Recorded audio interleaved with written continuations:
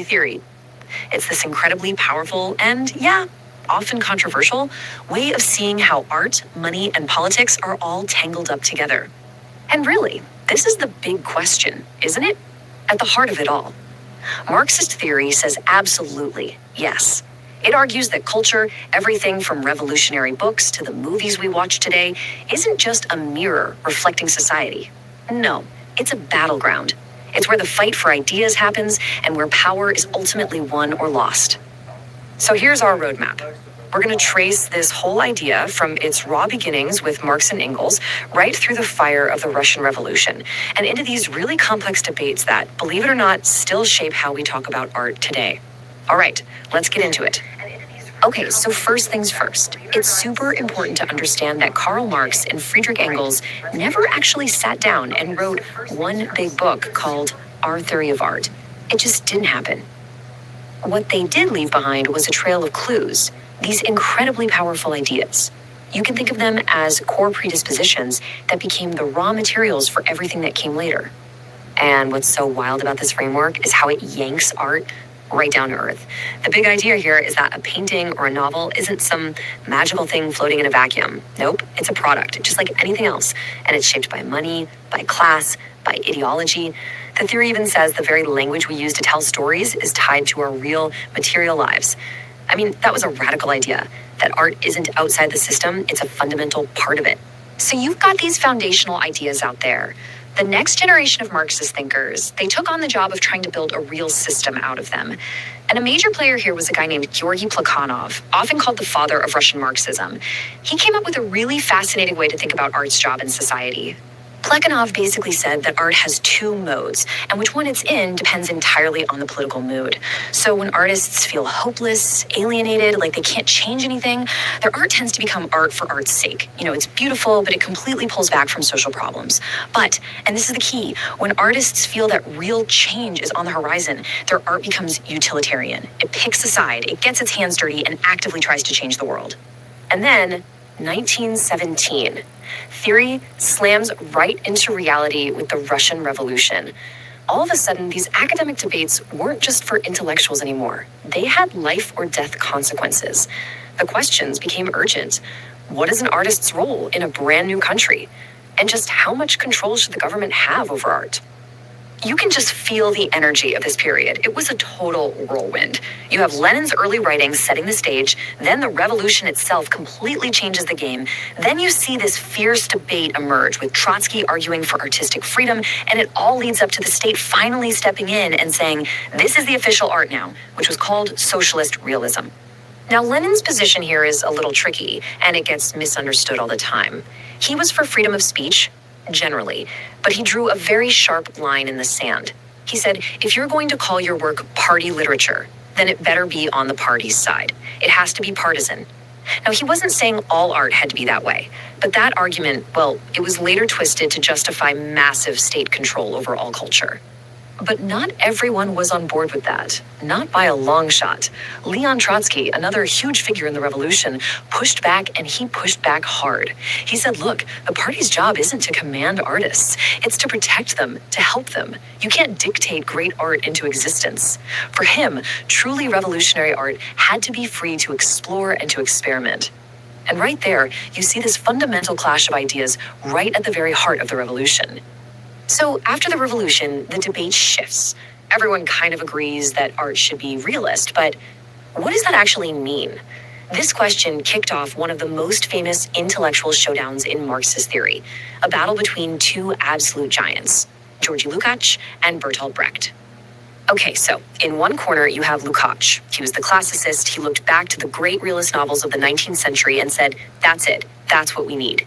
He believed art should give you this complete, unified picture of society, a totality, to show you the big historical forces moving underneath everything. He absolutely despised experimental modernism. He just saw it as chaotic and decadent. And in the other corner, you have Brecht. He was the total opposite. He was all about shaking things up. For him, realism wasn't about a pretty, complete picture. It was about smashing things open to expose society's contradictions and get the audience fired up to do something about it. And Brecht's most famous invention to do this was something called the alienation effect. What he would do is use all these tricks, like having actors talk right to the audience or leaving the stage lights visible to constantly remind people, hey, you're watching a play. The goal was to stop you from just getting lost in the story and emotionally connecting with the characters. He wanted to make you a critical observer, to make you lean forward and ask, wait, why is this happening? Why is society like this? He didn't want you to just feel. He wanted you to think and then to act. Now, while all these fiery debates are happening about state control and what art should look like, there's another thinker, an Italian Marxist named Antonio Gramsci, who's coming at this from a totally different angle. And get this, he's developing his ideas while locked away in one of Mussolini's prison cells.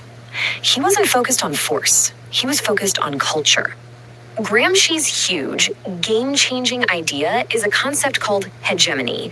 He argued that the ruling class doesn't just keep power with police and armies. That's the messy way. The smart way they rule is by making their own worldview, their own values, seem like the natural, normal, common sense way of seeing the world.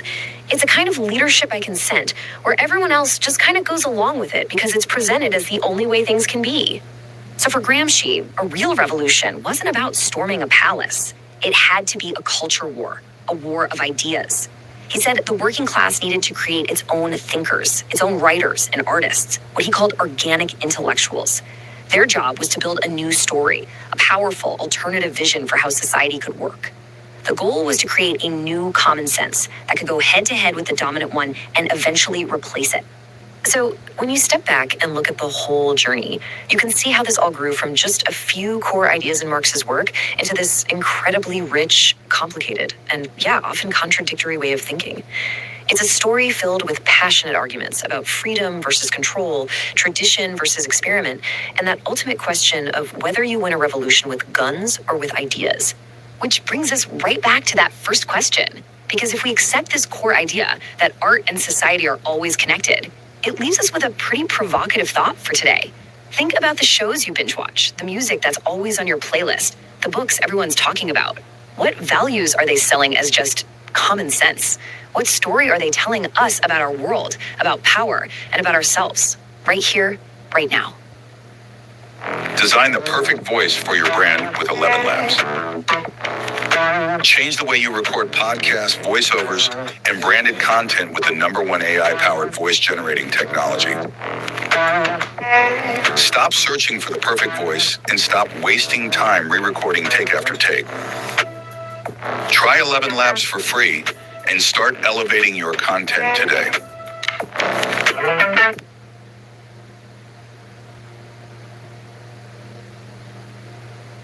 AI is changing the game for app development. Firebase is here to help. We offer a platform designed to support you throughout your app and business's journey, so you can rapidly build, release, monitor, and optimize apps with Google's latest AI technology. Easily build AI-powered experiences into your apps with speed and safety. Then, launch, monitor, and iterate with AI tools that help you optimize your app's quality and experience. All with assistance provided by... Have you ever thought about whether a book could be, a weapon? Today, we're diving into a really revolutionary period where political ideas completely changed how we look at art and literature. We're going to trace the line straight from Karl Marx's economic theories all the way to the bold modernist movements of the 20th century. So let's get into it. And this question? This is at the absolute heart of everything we're discussing today. For the thinkers we're about to meet, the answer was pretty clear. The world, its economic and social structures, it doesn't just influence art, it fundamentally changes it. That idea was the engine for everything they did. To really get why this all matters so much, we have to go back in time to the 1930s. The world was in the middle of the Great Depression. Capitalism looked like it was falling apart. And for a lot of intellectuals, Marxism offered this really powerful explanation and maybe a way forward. But this wasn't just some dry economic debate. No, it spilled over into culture as people were searching for answers in books, in poems, in plays, just trying to make sense of all the chaos.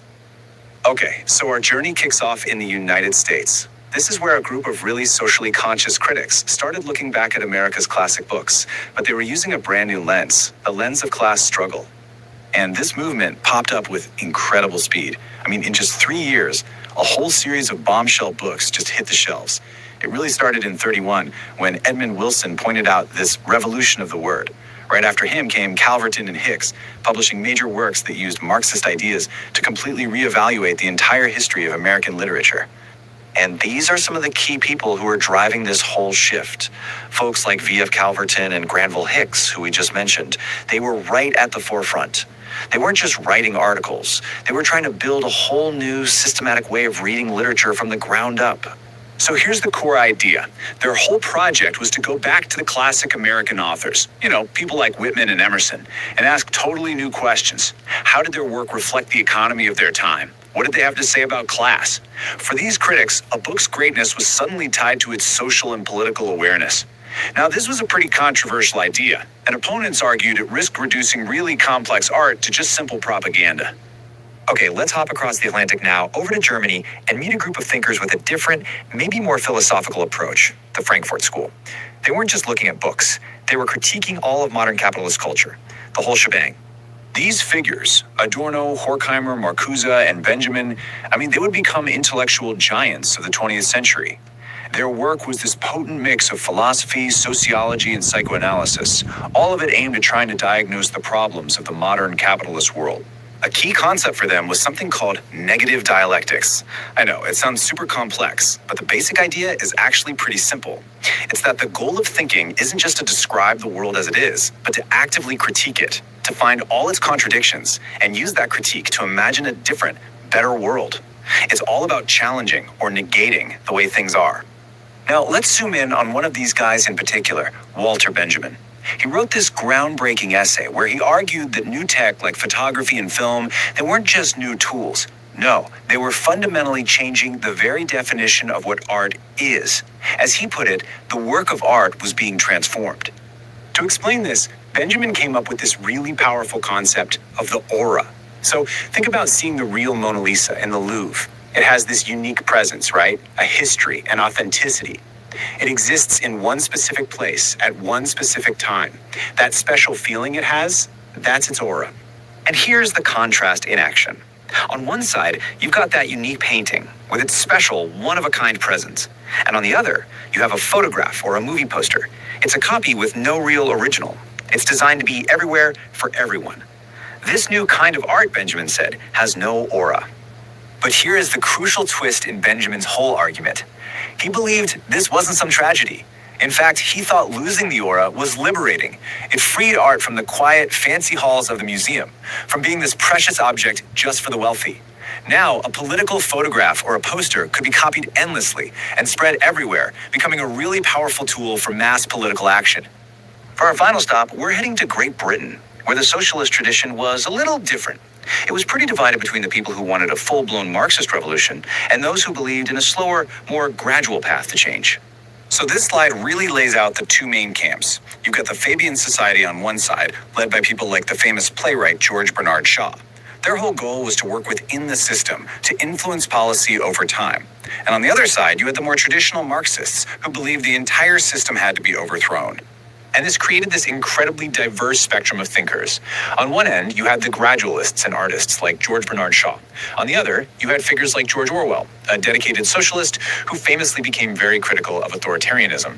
And then, somewhere in the middle, you had poets like Auden and Spender and theorists like Caldwell, all trying to create a new, politically minded kind of art and literary history.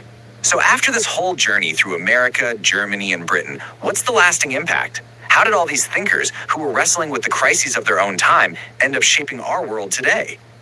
This number really says it all. The ideas of the Frankfurt School especially had a massive comeback in the 1960s. They became foundational reading for the New Left and for the student protest movements that swept across Europe and the United States, challenging war, capitalism, and conformity. So the crucial point, the one idea that really ties all these different thinkers together is this. Art is never created in a vacuum. It is always embedded in the social, economic, and political struggles of its time. For them, there's just no such thing as a neutral work of art. And that brings us right back to our world. Walter Benjamin was wondering about the political power of mass-produced images back then. Well, today, we live in an age of infinite digital copies, of memes, of viral videos, of digital art. So, we'll leave you with this question. Has this explosion of reproduction made art a more powerful political tool than ever before? Or has it all just faded into the noise? Today, we're diving into the work of Martin Heidegger, who is, without a doubt, one of the most brilliant and also one of the most controversial philosophers of the 20th century. His ideas totally changed the game for how we think about what it means to be human, and they force us to ask a pretty uncomfortable question. You know that feeling, right? Like you're just playing a part, checking off boxes on some list, but the life you're actually living, it doesn't really feel like yours. Well, that exact feeling, that's the jumping off point for Heidegger's entire philosophical journey. Okay, so Heidegger's huge project, which he lays out in his masterpiece, Being in Time, was to get back to a question that sounds super simple but is actually incredibly deep. What does it actually mean to be? He thought that pretty much all of Western philosophy had forgotten to even ask this, and he was going to be the one to drag it back into the spotlight. To even start, he had to invent a new word for us, Dasein. It literally just means being there. Now, this isn't just another word for person. It's about our unique way of existing. You see, a rock is, but it has no idea that it is. It doesn't care. But you are a being there. You're always in a world, you're aware of yourself, and your own existence is this constant project that you're always working on. So this is where it gets really interesting. Heidegger lays out the whole structure of this Dasein. And to understand how we can live an authentic life, we first have to see all the ways we get trapped in our day-to-day. He says it all comes down to 3 core characteristics of our existence. First up, there's thrownness. I mean, just think about it for a second. You didn't choose your parents, or the country you were born in, or even the century you're living in. You were just thrown into it. Like you just appeared in the middle of a movie that was already playing, into a world with a whole set of rules you didn't create. But, and this is a huge but, we are not just victims of all that. And that brings us to number 2, existentiality. This is our freedom. This is our uniquely human power to take all that stuff we were thrown into and do something with it, to project ourselves into the future and actually create our own meaning. And here's the trap. The third characteristic is fallenness. This is how we get lost. We get so sucked into the gossip, the grind, the endless distractions of the world, what Heidegger calls being absorbed in the they self, that we totally forget about our own unique potential, our authentic self. As you can see, just gets buried under all this noise. So, if we're fallen, how do we get back up? How do we find our way back to an authentic life? Well, Heidegger says there's a specific feeling, a particular mood, that can literally jolt us awake. It all starts with this deep sense of emptiness. And we're not just talking about having a bad day here. This is a profound, unsettling feeling that just washes over you when you realize you're just going through the motions and it all feels, well, meaningless. He gives this feeling a special name, angst or dread. Now, this is really important. This is not the same as fear. Fear always has an object. You're afraid of a spider or of giving a speech. Dread has no object. It's this free-floating anxiety about being in the world at all. It's that sudden, terrifying moment when all the everyday distractions just melt away and you're left completely alone with the fact of your own existence and the fact that it will end. This dread is what forces you to confront what he calls your being to death. The simple, unavoidable fact that your death is the one thing in life that is absolutely 100% yours. Nobody can do it for you. And that shocking realization is what finally wakes up the call of conscience. It's this quiet inner voice that calls you away from the crowd, away from the they self, and back to your own possibilities. It's a call to finally take responsibility for your own life. But finding this authentic self isn't just some internal psychological battle. Later in his career, Heidegger's thinking took a turn. He became convinced that the place where being truly shows itself isn't just in our heads, but out in the world, through language, and especially through poetry. Okay, now stick with me, because this gets a little weird, but it's really cool. He starts talking about difference, but spelled with a hyphen. He's not just talking about the difference between, a cup and a saucer. He's talking about a fundamental betweenness that has to exist before there can be a world on one side and things that appear in that world on the other. For Heidegger, this difference is the primordial event that makes reality possible in the first place. And this all leads into a pretty wild idea. Heidegger says that we don't speak language. In a much deeper sense, language speaks. It's not just a tool we use to describe stuff that's already there. Language is the event that calls things into being, that forges the connection between world and things. And we're living right in the middle of it. We are thrown into language just like we are thrown into the world. Of course, it is absolutely impossible to talk about Heidegger's powerful ideas on being authentic and taking responsibility without also talking about the deeply disturbing and controversial facts of his own life. So, in 1933, as Hitler was rising to power, Heidegger became the head of his university and officially joined the Nazi Party. In his big inaugural speech, he actually spoke out against academic freedom and basically aligned the university with the Nazi agenda.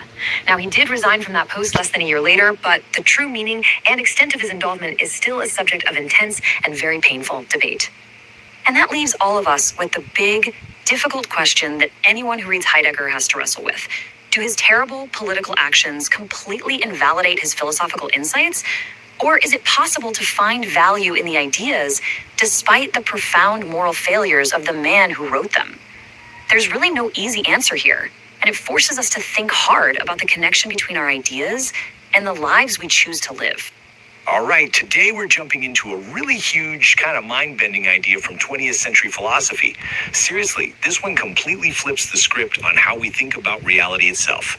But before we dive in, let me ask you something. Just look around you right now.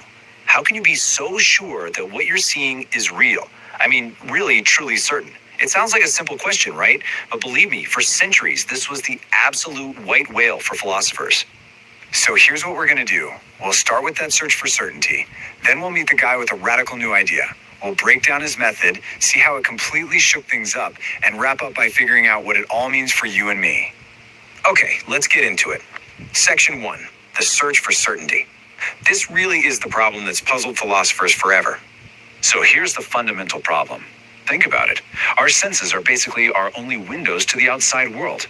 But what if those windows are kind of smudged or warped? You know, our eyes get tricked by optical illusions all the time. We mishear things. So if the very tools we use to see reality are unreliable, how can we ever be 100% sure about what's really out there? The tough answer is, we can't. And this is where things get interesting. This is where our main character walks onto the stage. He was so frustrated with this whole problem of uncertainty that he basically decided, you know what? I'm not playing this game anymore. I'm going to change the rules completely. And that philosopher was Edmund Husserl. He was a German thinker working around the turn of the 20th century. And he came up with this just brilliant way to sidestep the whole problem. He called his idea phenomenology. And the name is actually the key to the whole thing. It comes from a Greek word, phenomenon, which literally means appearance. And that was his radical idea. Forget trying to figure out the world itself.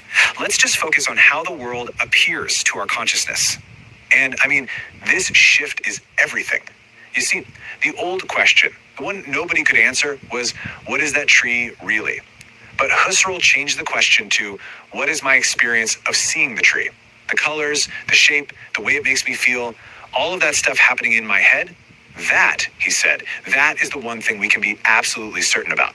And this wasn't just some abstract thought experiment. No, Husserl actually created a practical method, like a mental technique for how to do this, how to find that certainty. So here's the heart of his claim. Look, we can't be sure about the world out there, but we can be totally sure about our own perception of it. Certainty isn't found outside, it's found inside, in the way our own mind builds the world we see. He gave it a fancy name, the phenomenological reduction. But a simpler way to think about it is bracketing. And you can try it right now. First, pick something. Let's say the screen you're looking at. Okay, now step 2, mentally put brackets around it. Just pretend you don't know if it's a real physical thing. Set that whole question aside. Now, third, just focus on your pure experience of it. The light, the colors, the shapes in your mind. And finally, analyze that. That's it. That experience, that pure data from your own consciousness, that is your rock-solid source of certainty. Now, you might be thinking, this sounds like some abstract little mental game, but no way. This idea, this shift to focus on our own subjective experience, it kicked off an absolute revolution. See, by putting our individual consciousness right at the center of everything, Husserl handed a whole new playbook to other thinkers. He changed the big question from what is real to what is my experience of what's real. And that one little change, well, it changed everything. And his influence just exploded. All of a sudden, you had literary critics. They weren't just reading books anymore. They were trying to dive into the author's consciousness. Then you had these reception theorists who said a book doesn't have one meaning. Its meaning is created fresh inside the mind of every single reader. And maybe most famously, Husserl's work was the direct launchpad for huge existentialist philosophers like Martin Heidegger. Okay, so that's all fascinating history. But why should you care? A century later, what's the big takeaway for us right now? It all comes down to this. The world isn't something that just happens to you. Reality isn't some movie you're just sitting back and watching. No, phenomenology says you are the director of that movie. It's your consciousness that is actively building the world you experience every single second. Your reality, it's your own personal creation. And that leaves us with one last big question to chew on. Husserl's little bracketing trick, it isn't just for philosophers in an ivory tower. It's a tool that any of us can use right now to see our own lives a little differently. So I'll leave you with this. What would happen if you actually tried it? If you really, truly, just for a moment, set aside everything you think you know is real, what would you discover about the world that's being built inside your own mind? Hey everyone, welcome. So today we're going to dig into an idea that's pretty radical when you think about it. It asks a really fundamental question. Have we been reading literature all wrong? I mean, we're talking about a whole new way of looking at things, a lens that didn't just add a few new books to the shelf, but basically forced us to reread every single story we thought we already knew. I mean, have you ever really stopped to think about it? Why are certain books called classics? And who always gets to be the hero, right? Who is the main character and who gets pushed to the sidelines? For centuries, believe it or not, people just didn't really ask those questions. But then this revolutionary new approach came along and started to wonder, hey, wait a minute, what if we've only been getting half the story? Well, that new approach, it's called feminist literary criticism. And really, at its core, it's like putting on a new pair of glasses. Suddenly, you see the entire literary world completely differently. Everything from the characters on the page to the authors who wrote them, it all gets re-examined by asking one simple question. How has gender shaped all of this? And to really get a grip on its impact, we've got to go back and look at where it all started. So first up, a history of resistance. And it's super important to get this right off the bat. This is not some 20th century invention. Nope. The fight for a female voice in literature is a story of resistance that's been written over thousands of years. You know, for most of human history, if you were a woman and you wanted to write, that was a straight up act of defiance. I mean, women were systematically denied education. They couldn't be financially independent. They were up against this massive ideology that basically demanded they stay silent and obedient. But here's the amazing part. They were never really silent. This timeline just shows what a persistent creative force we're talking about. I mean, you go all the way back to ancient Greece with Sappho's poetry. Then you've got Christine de Pizan in the Middle Ages, courageously debating male critics. Fast forward to the 17th century, you have prose like Afroban and Anne Bradstreet. And of course, that leads us to the 18th century with Mary Wollstonecraft arguing for women's education. Then this incredible explosion in the 19th century with giants like Jane Austen, the Brontes, George Eliot, all the way to modernists like Virginia Woolf. The point is, women have always found a way to write, to create, and to resist. Okay, so all of that individual resistance was incredibly powerful, for sure. But the 20th century, that's when things really changed. It marked a huge turning point with the emergence of a formal, systematic movement. You see, the fight for political rights, think about the suffrage movement, for example, it created this incredible new energy, and that energy flowed right into the world of academia. Suddenly, the exact same questions being asked out on the streets about power and voice and equality, they were now being asked inside the classroom. It was this huge shift from just individual authors breaking barriers to scholars actually building a framework to try and dismantle the entire system. And wow, were their goals ambitious. I mean, we're not just talking about adding a few female authors to the syllabus here and there. No way. This was about fundamentally rewriting literary history from the ground up. It was about tracing a completely distinct female literary tradition. It was about analyzing how women were even represented in books written by men. It was basically a call to reevaluate, well, everything. And there were two books in particular that really became the intellectual cornerstones of this whole new movement. You've got Virginia Woolf's A Room of One's Own from 1929 and Simone de Beauvoir's The Second Sex from 1949. These two works just laid out the foundational arguments and provided the intellectual firepower that would go on to fuel generations of feminist thought. So, naturally, when you start reevaluating the entire literary canon, it leads you to ask even deeper questions. The movement began to challenge not just what we read, but the very rules of language and thought we used to understand it in the first place. And this brings us to a really deep, kind of mind bending question at the heart of the critique. For centuries, Western thought was built on this idea that there's a neutral, totally objective way to see the world. But feminist critics came along and started asking, hold on, is that even possible? Or is our language itself, the very tool we think with, totally loaded with hidden values and assumptions we don't even notice? And that right there reveals the core challenge. Think about it.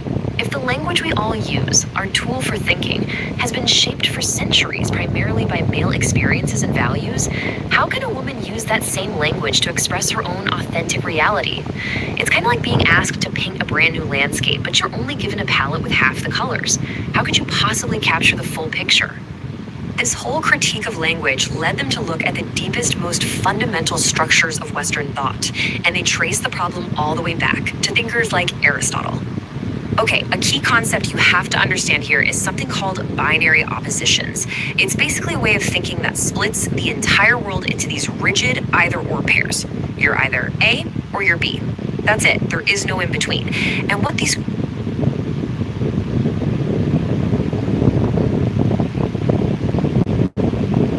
thinking is actually incredibly forceful and really, really limiting.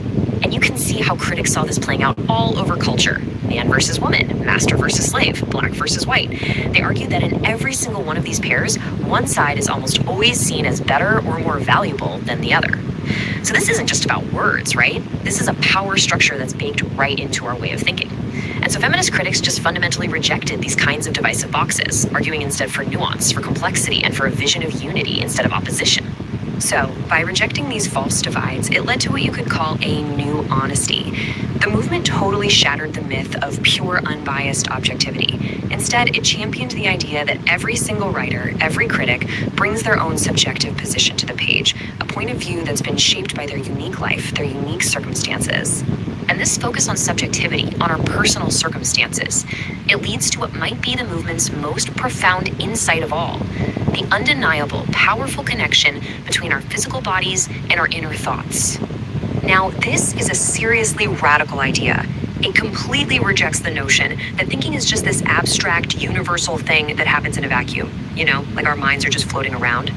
Instead, it argues that our thinking is shaped at the very deepest level by the body we actually live in, where that body is, when it is, and what it is. This quote just captures the idea so powerfully. Whether my body is male or female will initially determine my thought and experience at a far deeper level than which books I read. Just let that sink in. Our lived physical experience, our gender, our race, our situation, shapes how we see the world more deeply than even our education.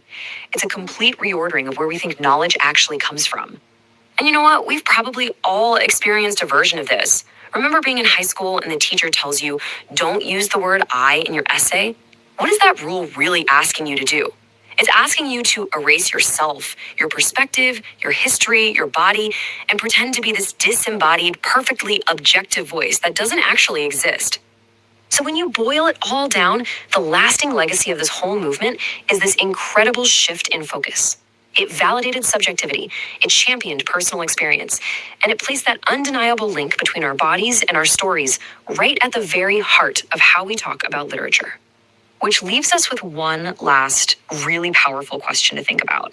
This way of reading teaches us that we aren't just reading a story. In a way, our own story is reading the book right along with us.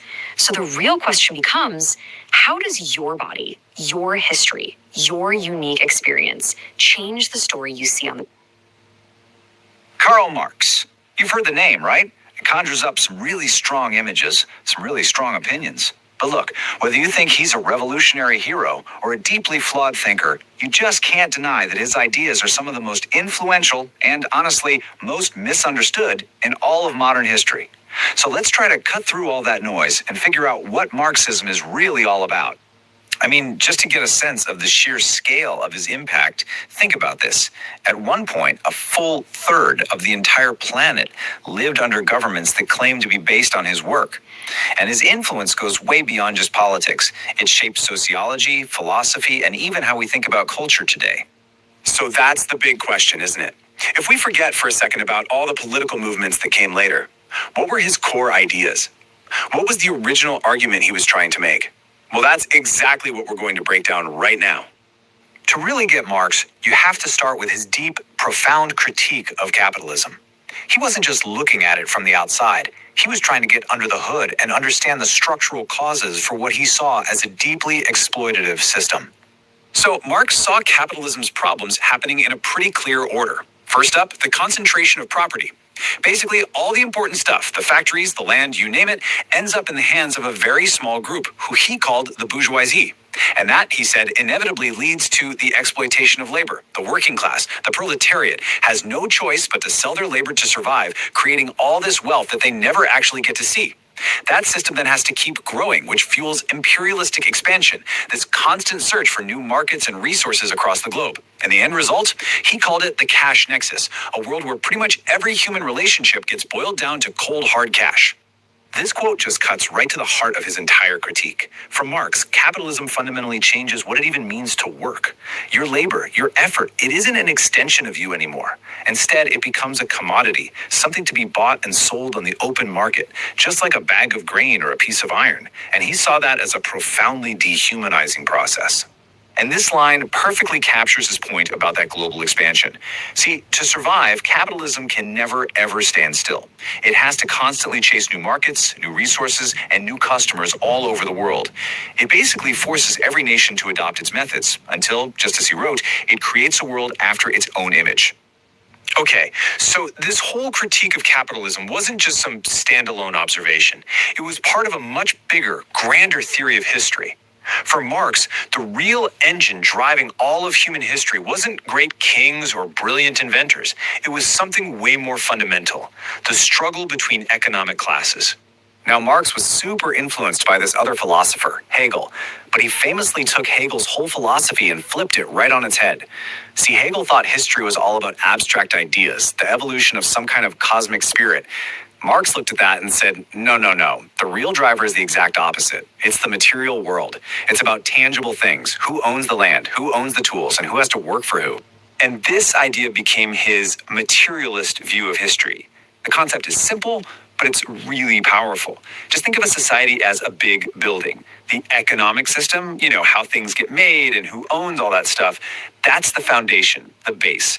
And then everything else, our laws, our politics, our culture, even our religion, that's the superstructure, all built on top of and shaped by that economic foundation. This quote sums up that whole building analogy perfectly. What he's saying is that our material reality, the way we live and work and survive every day, that's what determines how we think and what we believe.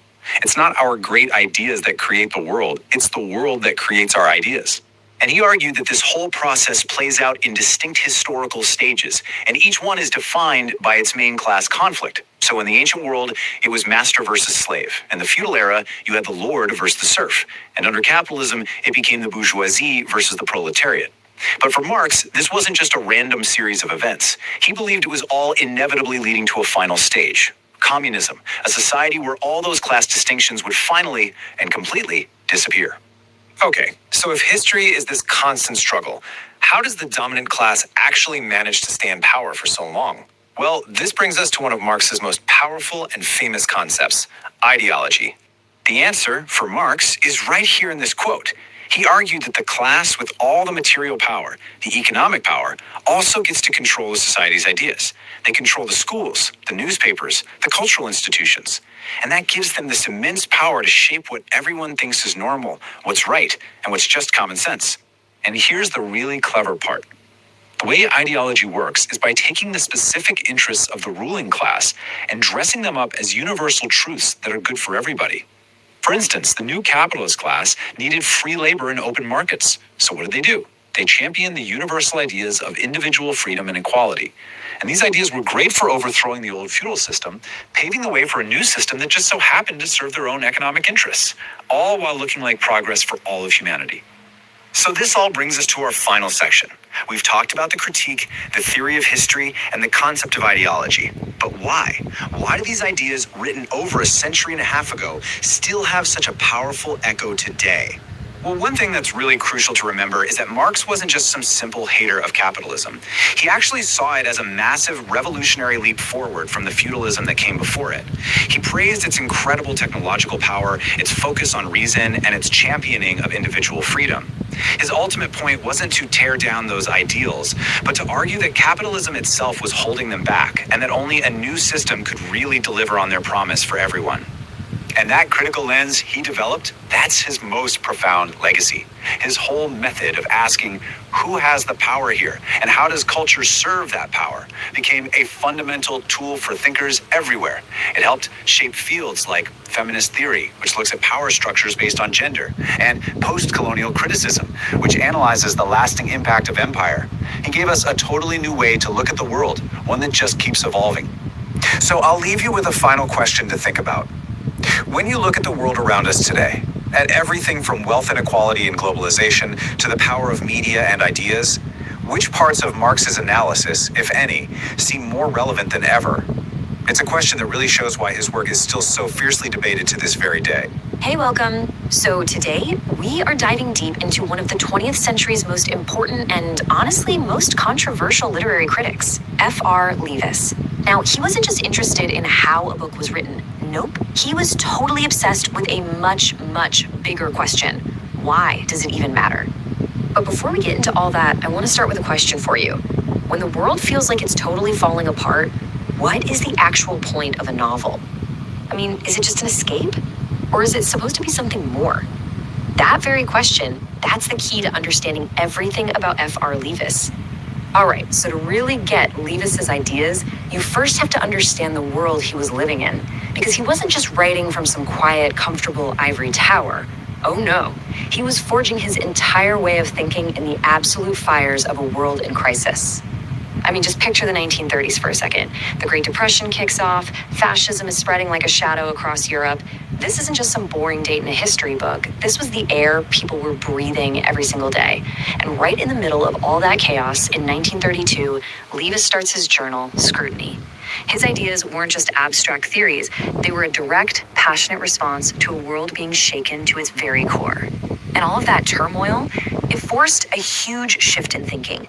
You know, the old way of looking at literature, just focusing on beautiful prose and clever structure, it suddenly felt, well, kind of hollow. A new urgent question started to bubble up. In the face of all this real-world suffering, shouldn't our stories be doing something more important? But okay, before we get to the big showdown, it's really important to know where Leavis and the most popular school of thought at the time, these guys called the New Critics, actually saw eye to eye.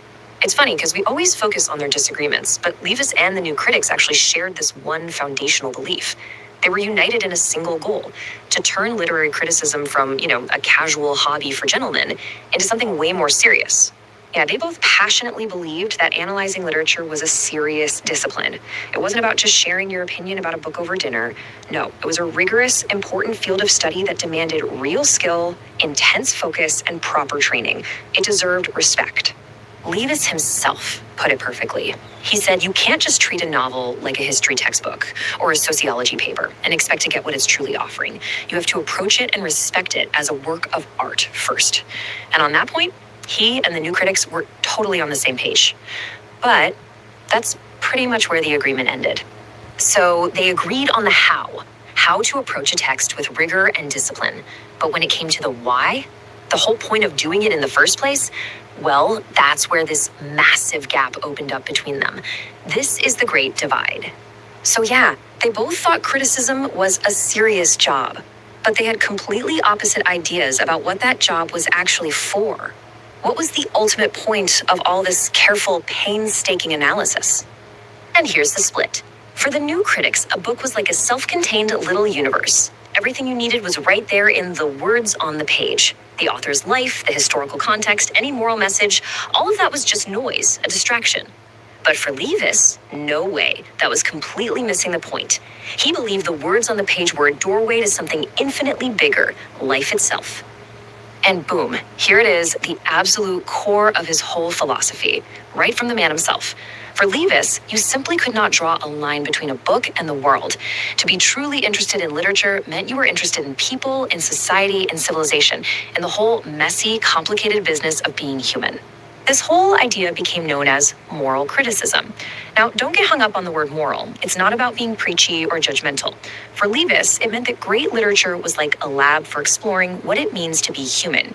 Reading a great novel was a chance to get an intimate look at our complexities, our potential, and the very conditions of our existence. Okay, so how did Leavis put this big idea into practice? Well, he didn't just talk theory, he named names.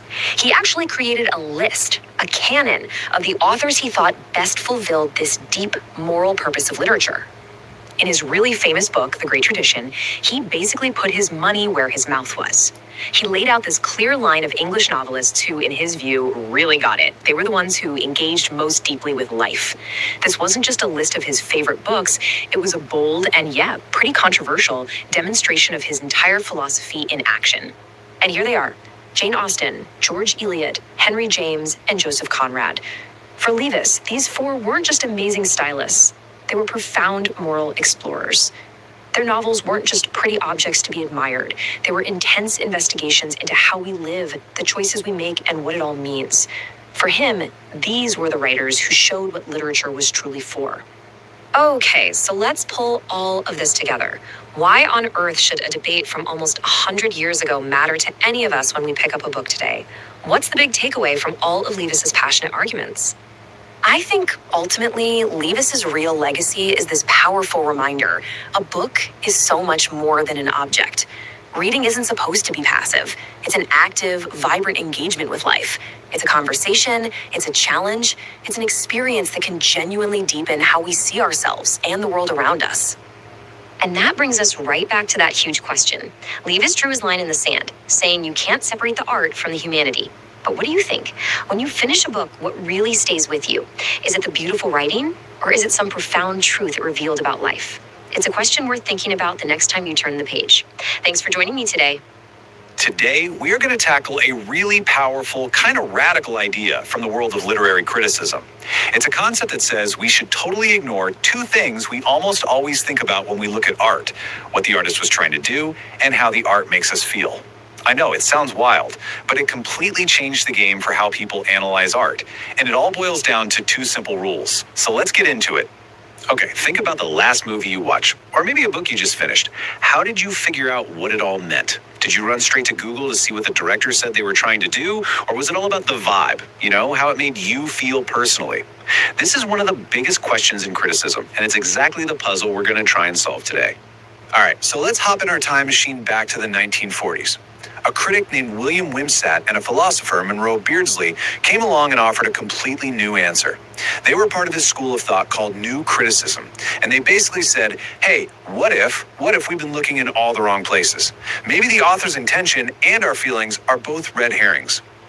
So their first big idea, their first rule, was presented as a type of logical error they called a fallacy. And this one is all about the author. It poses a pretty bold question. When we're trying to judge a piece of art, should we really care what the artist was thinking when they made it? And this is what they came up with: the intentional fallacy. It's the idea that trying to dig up the author's private intentions, what they were hoping to accomplish, is a huge mistake when you're judging the final product. Wimsatt and Beardsley argued pretty forcefully that the author's secret plan is just not the right measuring stick to use. Now, the logic they used here is actually super slick. They laid out this simple little dilemma. Look, if an artist manages to successfully bake their intention into the work, well, then we don't need to go looking for it anywhere else. The proof is right there, in the words, the brushstrokes, whatever. But if they fail to do that, then the artwork itself is what's flawed. The artist can't just point to a diary entry and say, but I meant for it to be amazing. That doesn't fix the art. The only thing we can actually judge is what's right there in front of us. This famous quote from the poet Archibald MacLeish, which Wimsatt and Beardsley absolutely loved, just nails their whole point. Stop asking what the poem was supposed to mean and just start looking at what it is. It's not some treasure chest where the author's real meaning is locked away. It's a thing that exists all on its own. Here's a really good way to get your head around it. A poem is not a text message, right? When you get a text that says running 5 minutes late, the only point is to understand the sender's intention. The message is successful only if you get that practical information. But a piece of art, they said, is playing a totally different game. Its success doesn't depend on us perfectly mind reading the creator. Okay, so we've put the author's intentions off to the side. But what about the other side of that coin? What about us, the audience? Our gut reactions, the emotions that a piece of art stirs up in us? Well, you guessed it, Wimsatt and Beardsley had a rule for that too. They called this one the affective fallacy. Now, that word affective is just a philosophical way of talking about stuff related to emotions or feelings. So, put simply, the affective fallacy is the mistake of judging a work of art based entirely on the feelings it triggers inside you. And the key point here is really crucial.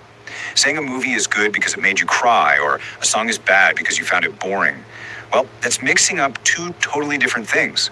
You're confusing the artwork itself, its actual structure, its language, its form, with its results, which are your own subjective feelings.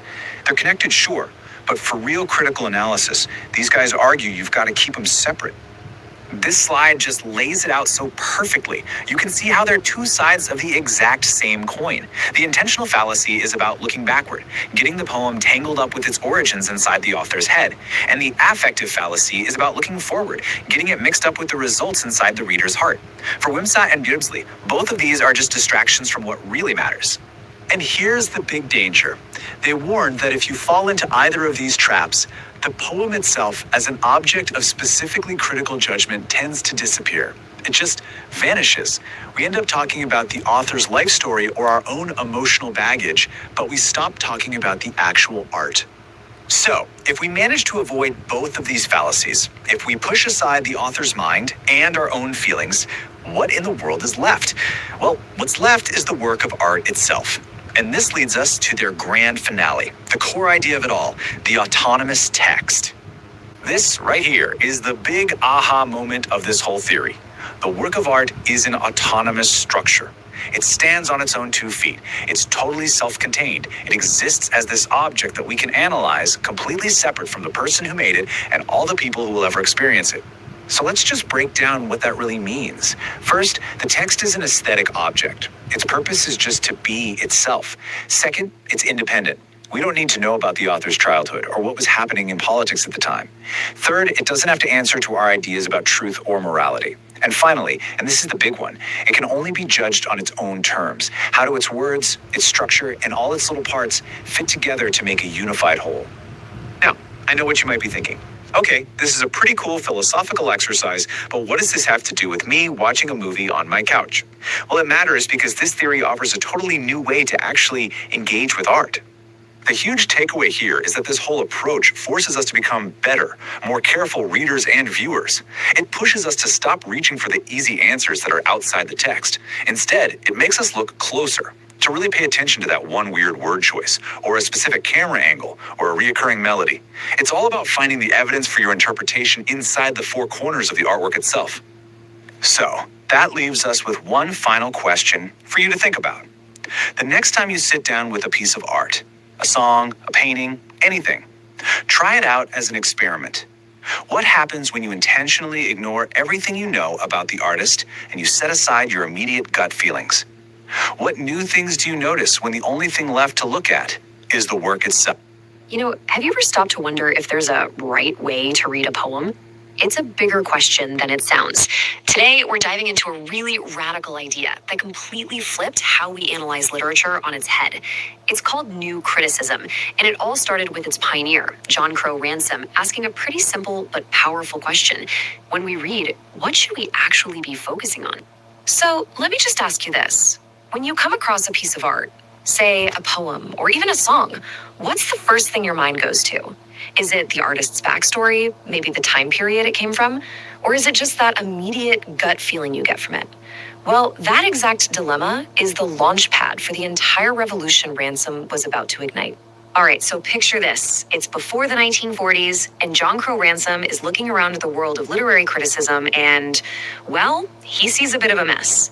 He felt like it was all just too subjective, too based on personal taste and random historical facts. He had a mission to turn it into a serious business, something with real discipline, almost like a science. And this quote, it absolutely nails his entire philosophy. Ransom believed that critics were just getting lost in the weeds. They were so busy studying all the things around the work, the author's life, what was happening in history, that they were totally forgetting to look at the actual work itself. He wanted to pull the focus away from the background and put it squarely on the text. So, how in the world do you build a whole new way of looking at literature? Well, Ransom's first move was incredibly bold. He decided to define his new criticism not by what you should do, but by what you mustn't. He argued that to really truly see the poem for what it is, you first have to clear away all the clutter that's distracting you from it. And here they are, Ransom's rules of exclusion, all the things a critic has to intentionally ignore. First up, your personal feelings. Nope, it's not about how the poem makes you feel, it's about what the poem is. Then, summarizing the plot, that's just a shadow of the real thing. And of course, historical context, the author's biography, the era it was written in, all of that is external. Even things like the history of the words or the moral of the story are just pieces of the puzzle. They're not the whole picture. Ransom's whole goal here was to isolate the text, to see it in its purest form. Okay, so we've thrown out our feelings, the basic plot, the author's entire life story, and all of history. You're probably sitting there thinking, geez, what is even left? And that's the magic question. That's exactly where new criticism really begins. Because with all that external noise finally silenced, we can at last focus on the inner world of the poem itself. This really shows that shift in action. See, we stop talking about the work, its history, its moral lessons, and we start digging into what's actually in the work. What's the meter? What kinds of metaphors and figures of speech is it using? How is it put together? What's its form? It's a complete 180-degree turn from looking outside to looking inside. Now, this leads us to a really key concept. I know it sounds a little heavy, but stick with me. Ontological uniqueness. Basically, ontology is just the study of being or existence. And what Ransom argued was that a poem has its own unique being. It isn't just a fancy way of saying something you could have written in a normal sentence. It's a self-contained object, a little world all its own, that exists completely separate from its author and even from you, the reader. And Ransom himself put it in this incredibly powerful, almost dramatic way. For him, a poem isn't just some nice words strung together. It's a desperate ontological or metaphysical maneuver. I mean, wow. In other words, creating a poem is this huge, high-stakes effort to create something that is truly one of a kind, something that you just can't boil down to a simple summary. So, after all that, what's the big takeaway? What's the lasting impact?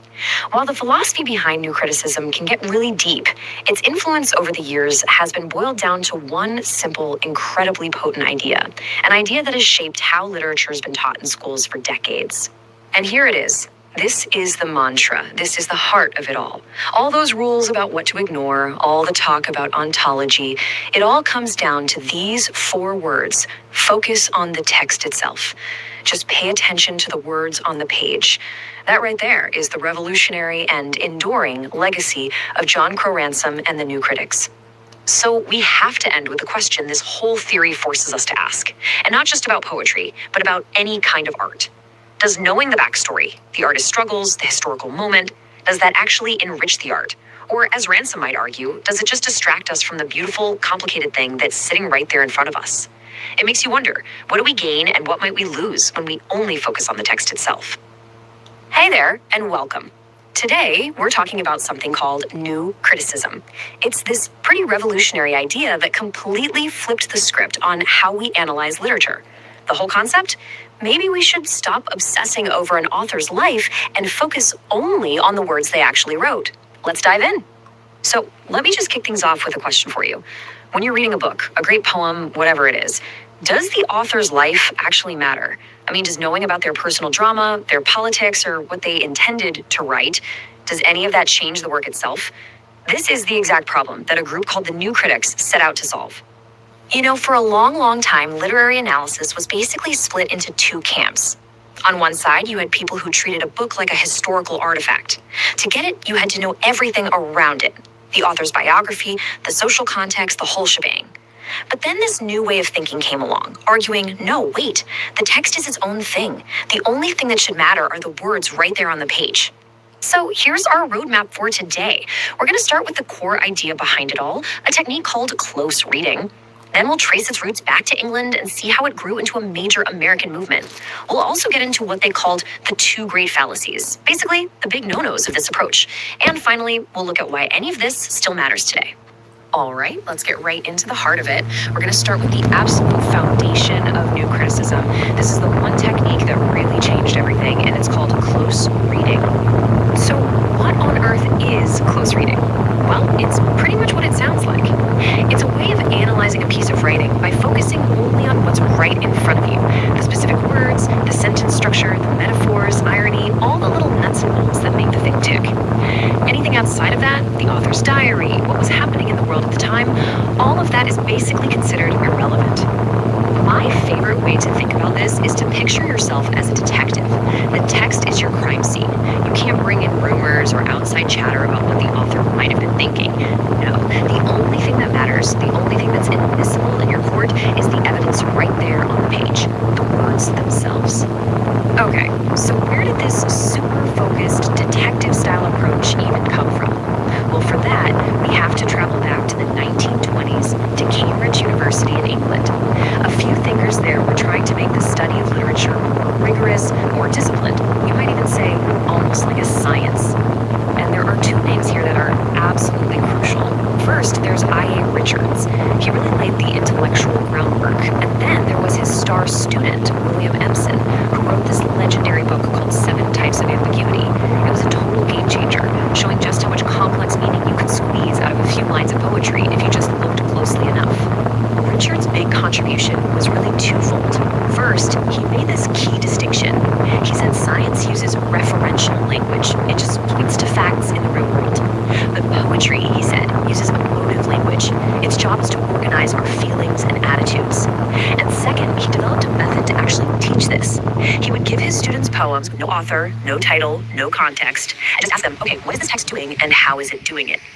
Now, these ideas were already sparking a lot of debate in England, but they really, truly took over when they crossed the Atlantic and became a massive academic movement in America.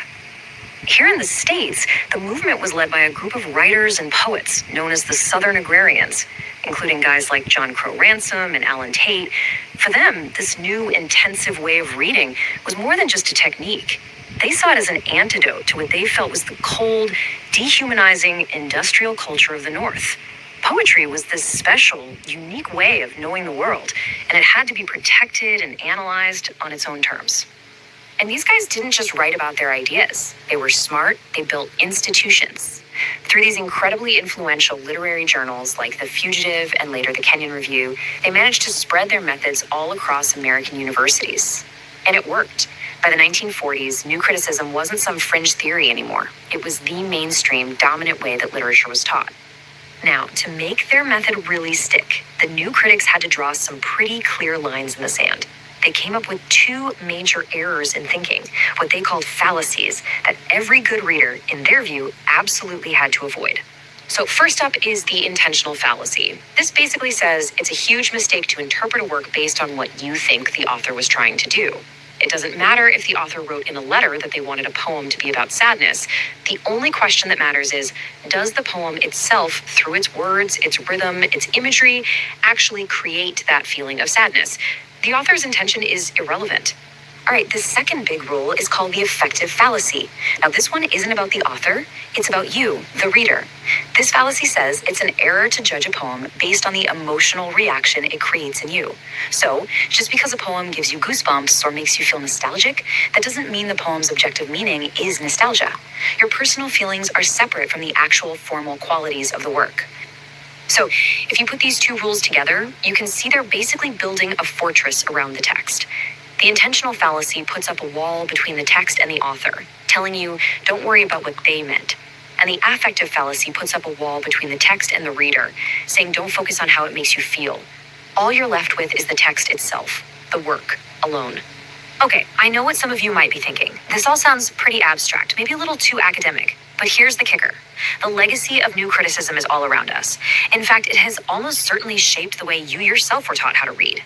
Just think about it for a second. Have you ever, in any English class, been told to support your argument with evidence from the text? Has a teacher ever written in the margins of your paper, "Prove it," or "Show me where it says that"? Well, if you have, then congratulations. You are a direct heir of the new critics. You've been practicing their central lesson without even realizing it. Now, as the top dog theory in universities, new criticism really had its moment in the 1940s and 50s. By the 60s and 70s, other theories came along that wanted to bring history, politics, and social context back into the picture. But, and this is the important part, its influence as a core skill we teach in the classroom remains incredibly high. That basic practice of close reading is still fundamental. When you boil it all down, what new criticism really did was give generations of students and readers a toolkit. It gave us the tools to look at a work of art with incredible precision and to build an argument based on actual evidence from the page. It truly did transform how we study literature forever. But, and this is a big but, it leaves us with one final lingering question. By building those walls around the text, by treating it like this perfect isolated object, what are we choosing to ignore? What important stories about history, about society, about the person who created the work? What might we be missing? That's something worth thinking about the next time you're asked to find evidence in the text. Today, we're going to pull back the curtain on your own mind. Seriously, there's this hidden framework that shapes how you think, how you talk, even how you dream. It's this fundamental split in how we all make sense of the world. So let's just dive right in. So think about it for a second. How does your brain jump from one thought to the next? When you're just daydreaming or talking? Is it all just random? Or is there some kind of hidden logic, some kind of system running in the background? Well, it turns out our minds are kind of running on this incredible two-lane highway of thought. And here they are, metaphor and metonymy. Now, I know what you're thinking. These sound like terms from your high school English class, right? But they are so much more than that. They are two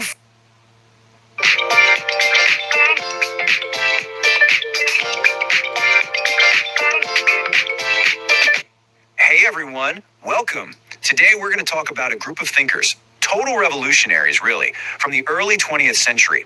And they had this one huge goal, to completely shake up how we see the world. Okay, so let me ask you something. When was the last time you really looked at your own front door? I mean, actually saw it. The little scratches, the exact shade of paint, the way the light reflects off the doorknob. If you're anything like me, you probably can't remember. We go through our days on total autopilot. Well, that right there, that's the exact problem a guy named Victor Shklovsky was talking about over 100 years ago. He called it habituation. It's this idea that our brains just switch off. We stop seeing things and just recognize them. It becomes automatic, unconscious. He even said it devours everything, our work, our homes, even our relationships. Life's vibrant colors just kind of fade to gray. So if we're all walking around in this perceptual fog, what's the cure? What's the antidote? Well, for Shklovsky and his friends, the answer was simple: art. But not art as we usually think of it. They had a whole new job for art to do. And their big idea had a big name: defamiliarization. Sounds complicated, but it's actually a really cool concept. It just means taking stuff we see every day, the boring familiar things, and making them look weird, making them strange. Why? To shatter that autopilot mode, to jolt us awake and force us to actually see them again, like it's the very first time. Shklovsky had this amazing quote that just nails it. He said, "Art exists to make the stone stony." Just think about that for a second. The point of art isn't just to be pretty or to tell a story. Its job is to make you feel the stoniness of a stone, to break through the numbness so you can feel the world again, not just, acknowledge it. It's about getting that sensation of being alive back. Okay, so how do you actually do this? Well, it's not random. It's a process. Step 1, you take something and make it look unfamiliar. Step 2, you make the shape, the form, kind of difficult, not super easy to figure out. Step 3, all of this makes it take longer, makes it harder for us to process what we're seeing. And here's the kicker. Step 4, that whole process, that struggle to see, that's the art. The work you put into perceiving it is the whole point. Now, this wasn't just one guy in a room. This was a whole movement. They were called the Russian formalists, and they were basically made up of two major groups: both of them just electric with these new ideas, right in the middle of revolutionary Russia. So you had these two hubs of activity. First, in 1915, the Moscow Linguistic Circle popped up with brilliant minds like Roman Jakobson. Then just a year later, you get Opoyaz, which is a mouthful. It stands for the Society for the Study of Poetic Language, and that's where Shklovsky was a key player. These two groups, working together, were literally trying to rewrite the rules of what literature and art were all about. But here's something you absolutely have to understand. You can't separate these ideas from the world they came from. This wasn't happening in some quiet, cozy academic setting. Nope. This was all going down during the Russian Revolution. We're talking about an incredibly turbulent, dangerous time to have a new idea, especially an idea that questioned what art was for. And man, things happened fast. Look at this timeline. The groups get started right on the eve of the 1917 revolution. That same year, Shklovsky drops his bombshell essay. But then, all through the 20s, they're constantly clashing with the new Soviet government. And, well, you can guess what happens next. Once Stalin takes over, formalism is shut down. Done. It gets replaced by an official, state-approved art style. So, what was the big fight about? It really boils down to one question. What is art for? On one side, you have the formalists saying art exists for itself. It has its own rules. The form, the way it's made, that's the whole point. On the other side, you have the new Soviet state saying, no way. Art has a job. Its job is to serve the revolution, to deliver a clear political message. For them, there was no time to make the stone stony. That stone needed to be a brick to help build the new society. So back in Russia, the movement was crushed. But here's the thing about powerful ideas. You can't just kill them. Formalism didn't die out. It kind of went into exile, spreading across borders, influencing thinkers all over the world. And honestly, it completely changed the game for how we study literature and art, right up to this very day. You had guys like Roman Jakobson who left and took these ideas with them, and they planted seeds that grew into massive movements like structuralism. I mean, some of the biggest names in literary theory for the rest of the 20th century, we're talking Roland Barthes, Gerard Genette, the heavy hitters. They were all building on the foundation that these Russian formalists laid down. The idea absolutely survived. And that brings us full circle, right back to where we started. The whole point of Russian formalism was to use art to wake us up from our everyday slumber. So the question they left for us, and the one I'll leave with you, is this. What in your world has become invisible to you? What object, what place, what person could art help you see again, as if for the very first time? What stone in your life needs to be made stony? YouTube पर तो कोई भी कुछ भी video बना लेता है, कोई रोक तो थोड़ी है। लेकिन सीखो पर पूरी एक टीम बैठी है जो ये चेक करती है कि जो वीडियो बना रहा है वो एक्सपर्ट है कि। All right, welcome. Today, we're diving headfirst into a literary revolution, a time when poets stared into the face of a fractured world and realized, you know what, the old rulebook just wasn't going to cut it anymore. We are deconstructing modernist poetry. So this was the central question, right? The one that absolutely haunted the early 20th century. You've got massive industrial change, dizzying new technologies, the unbelievable trauma of a world war, and suddenly all the old certainties just vanished. So how in the world do you make art that reflects a world that feels completely broken? Here's the game plan. First, we'll dig into this strange new reality they were up against. Then we'll meet the pioneers who stepped up to the plate. After that, we'll look at the specific tools they invented to smash old ways of telling stories, see how their poetry got really self-aware, and finally, wrap up with how T.S. Eliot completely flipped the script on the idea of tradition. Okay, first up, understanding this complex new reality. See, modernism isn't just a style. It's really a reaction to this giant philosophical earthquake. It all starts with this simple, kind of terrifying idea that reality itself was no longer simple, that it had become problematic. I mean, think about it.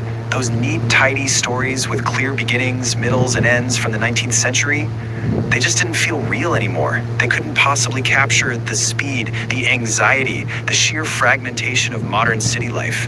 You needed a whole new kind of art for a whole new way of seeing the world. So who were the architects who actually took on this massive challenge? Let's get to know the pioneers who started building this new vision. And what's interesting is that while they all had different methods, they were all trying to solve the exact same problem. First, you've got the incredible Irish poet W.B. Yeats. To deal with a chaotic present, he actually looked to the past. He started weaving together these amazing tapestries of Irish mythology, folklore, and even spiritualism and the occult, all to create this rich symbolic language that could maybe, just maybe, find some order in all the chaos. Then there's Ezra Pound, an American who moved abroad and was a true global thinker. For him, the past wasn't dead, it was just somewhere else. He was pulling from Chinese poetry, Japanese poetry, ancient Greek classics, and the latest French writers. His famous motto was "Make it new," and he meant it, trying to pull all of world literature into a single massive conversation. And of course, T.S. Eliot. His influences were just so deeply intellectual. He was like a literary alchemist, you know? He'd synthesize the epic spiritual journey of Dante with the brainy wit of 17th century poets, and then filter it all through this very modern, often bleak, philosophical lens. Now, one thing connecting all these guys was a movement from across the English Channel, French symbolism. This was a total rejection of realism. The symbolists believed that poetry shouldn't just describe the world. No way. It should evoke a higher spiritual reality through suggestion and symbols. For them, language was much more like music than a mirror. Okay, so how did they actually get these huge ideas down on the page? Well, that brings us to the first part of what we can call the modernist toolkit. To capture this new reality, they needed new tools. First off, they saw the self and the world as completely linked. You couldn't separate a person's inner thoughts from the noisy, chaotic city street right outside their window. Second, they threw out the clock. They saw time not as a straight line, but as this dynamic, tangled web. And finally, they ditched simple A to B stories for something more fragmented because they felt it was way more true to how we actually experience life. Let's dig into that idea of dynamic time for a second, because it's huge. In a modernist poem, a memory isn't just a flashback. It actively crashes into the present moment and changes what that moment means. The past is never really over. It's right here, a living presence, constantly reshaping the now and how we see the future. That's what gives these poems such a dense, layered feeling. But they didn't stop there. The modernists also became incredibly self-aware about the act of writing itself. This led to a kind of poetry that is, in a way, about poetry.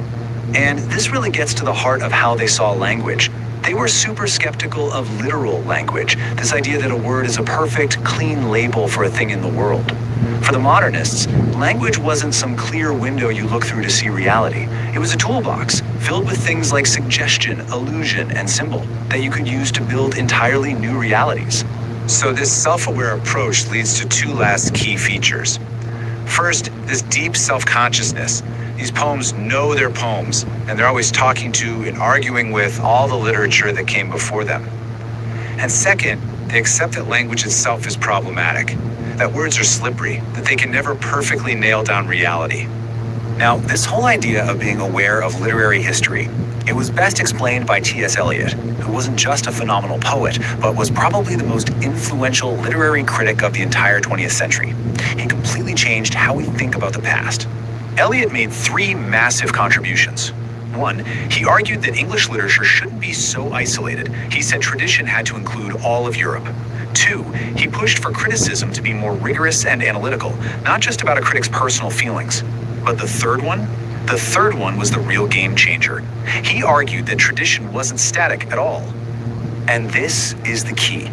For Eliot, tradition isn't some fixed monument in a museum that you just admire from a distance. It's a living, breathing thing. And when a truly new work of art comes along, it doesn't just get tacked on to the end of the line. It actually, subtly, shifts and reorders our understanding of every single work that came before it. The past changes the present, sure, but the present also changes the past. Which brings us to a final, really important question for our own time. I mean, think about our lives today. The endless scroll of information, the subjective little bubbles of our social media feeds, the feeling that there's no single story everyone shares. Could it be that we're all just living inside the complex, fragmented, and sometimes confusing world that modernist poetry was the very first? UPI payment fail हो गया, इसलिए बर्तन मांजना पड़ रहा है। Account में balance नहीं था, तो बस कह रहा था। All right, let's dive right in.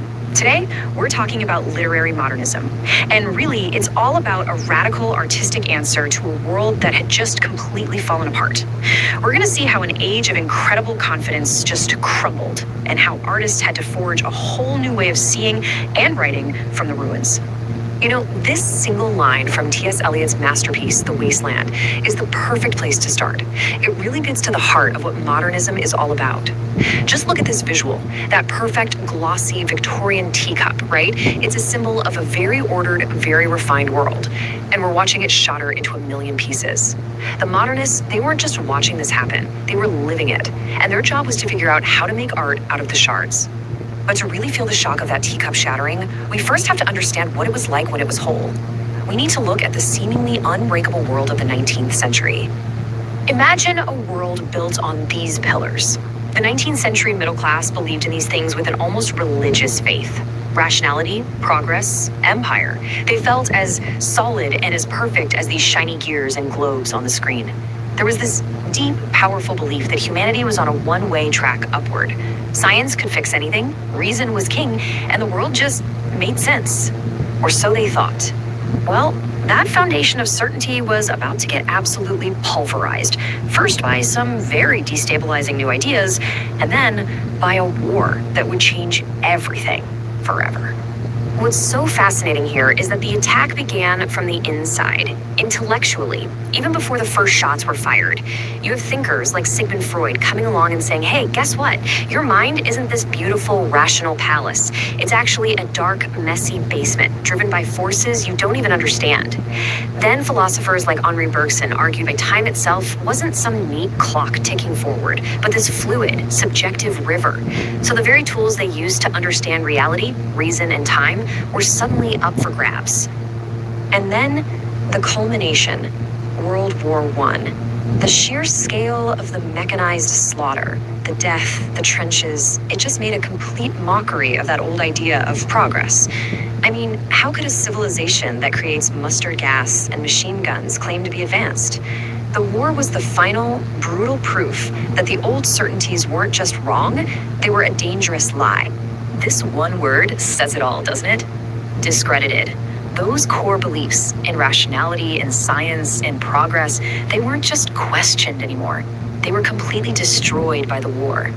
Those perfect pillars of certainty, the ones that had guided Europe for a century, had crumbled into dust on the battlefields.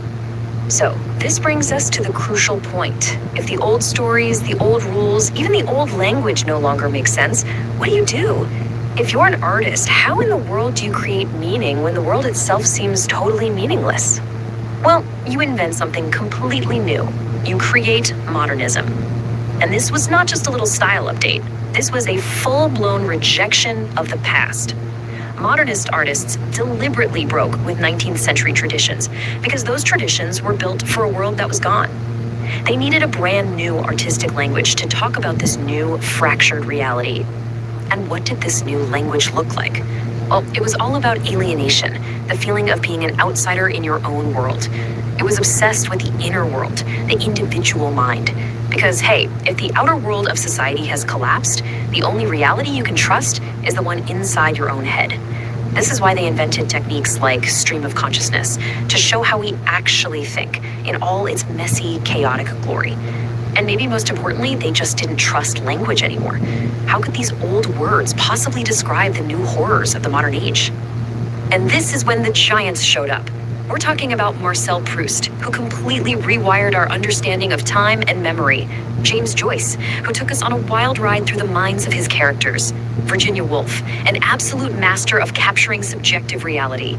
T.S. Eliot, who gave voice to an entire generation's spiritual emptiness. And of course, Franz Kafka, who painted these haunting pictures of being lost in a bizarre, bureaucratic nightmare. But here's the thing. These writers weren't just working alone in their rooms. They were part of conversations, of groups, and critical movements that helped shape what modernism would become. In England, one of the most famous of these was the Bloomsbury Group. And look at this lineup. You've got Virginia Woolf, a brilliant novelist, hanging out with John Maynard Keynes, a world-changing economist, plus art critics, biographers. They were iconoclastic, which is a great word. It means they loved to smash old ideas and conventions, not just in art, but in pretty much every field. So, what held this incredible group together? It was a shared philosophy. This idea that in a broken, chaotic world, the only things that truly had value were internal. Things like friendship, knowledge, and especially the appreciation of beauty. They saw these timeless states of consciousness as a kind of refuge, maybe the only good thing left in a pretty messed up reality. At the exact same time, the way people even talked about literature was getting a total reboot. A movement called New Criticism came along and said, stop worrying about the author's life or what was happening in history. Instead, they argued you should treat a poem like a self-contained machine, an autonomous verbal structure. The only thing that matters is the text, the words on the page. That's it.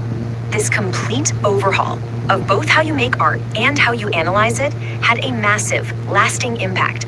This wasn't just some phase. It permanently changed the cultural DNA of the West. Modernism's legacy is just huge. It completely blew the doors off what a novel or a poem could be. It created a whole new way of analyzing literature that, frankly, still dominates universities today.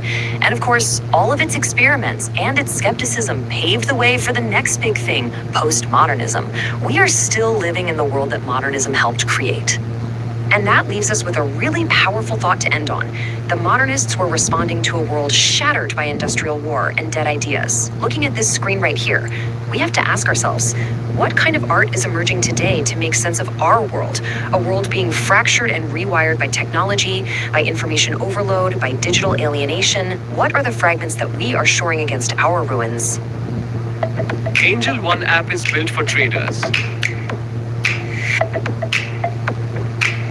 Open free Demat account today. Investments in securities market are subject to market risks. Read all the related documents carefully before it.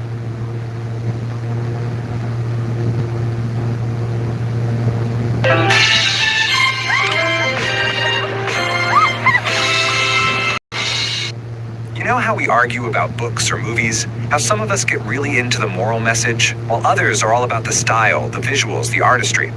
Well, turns out that's not just a random debate. It's actually the echo of a huge intellectual war that completely changed how we talk about literature about 100 years ago. Today, we're going to dive right into that battle.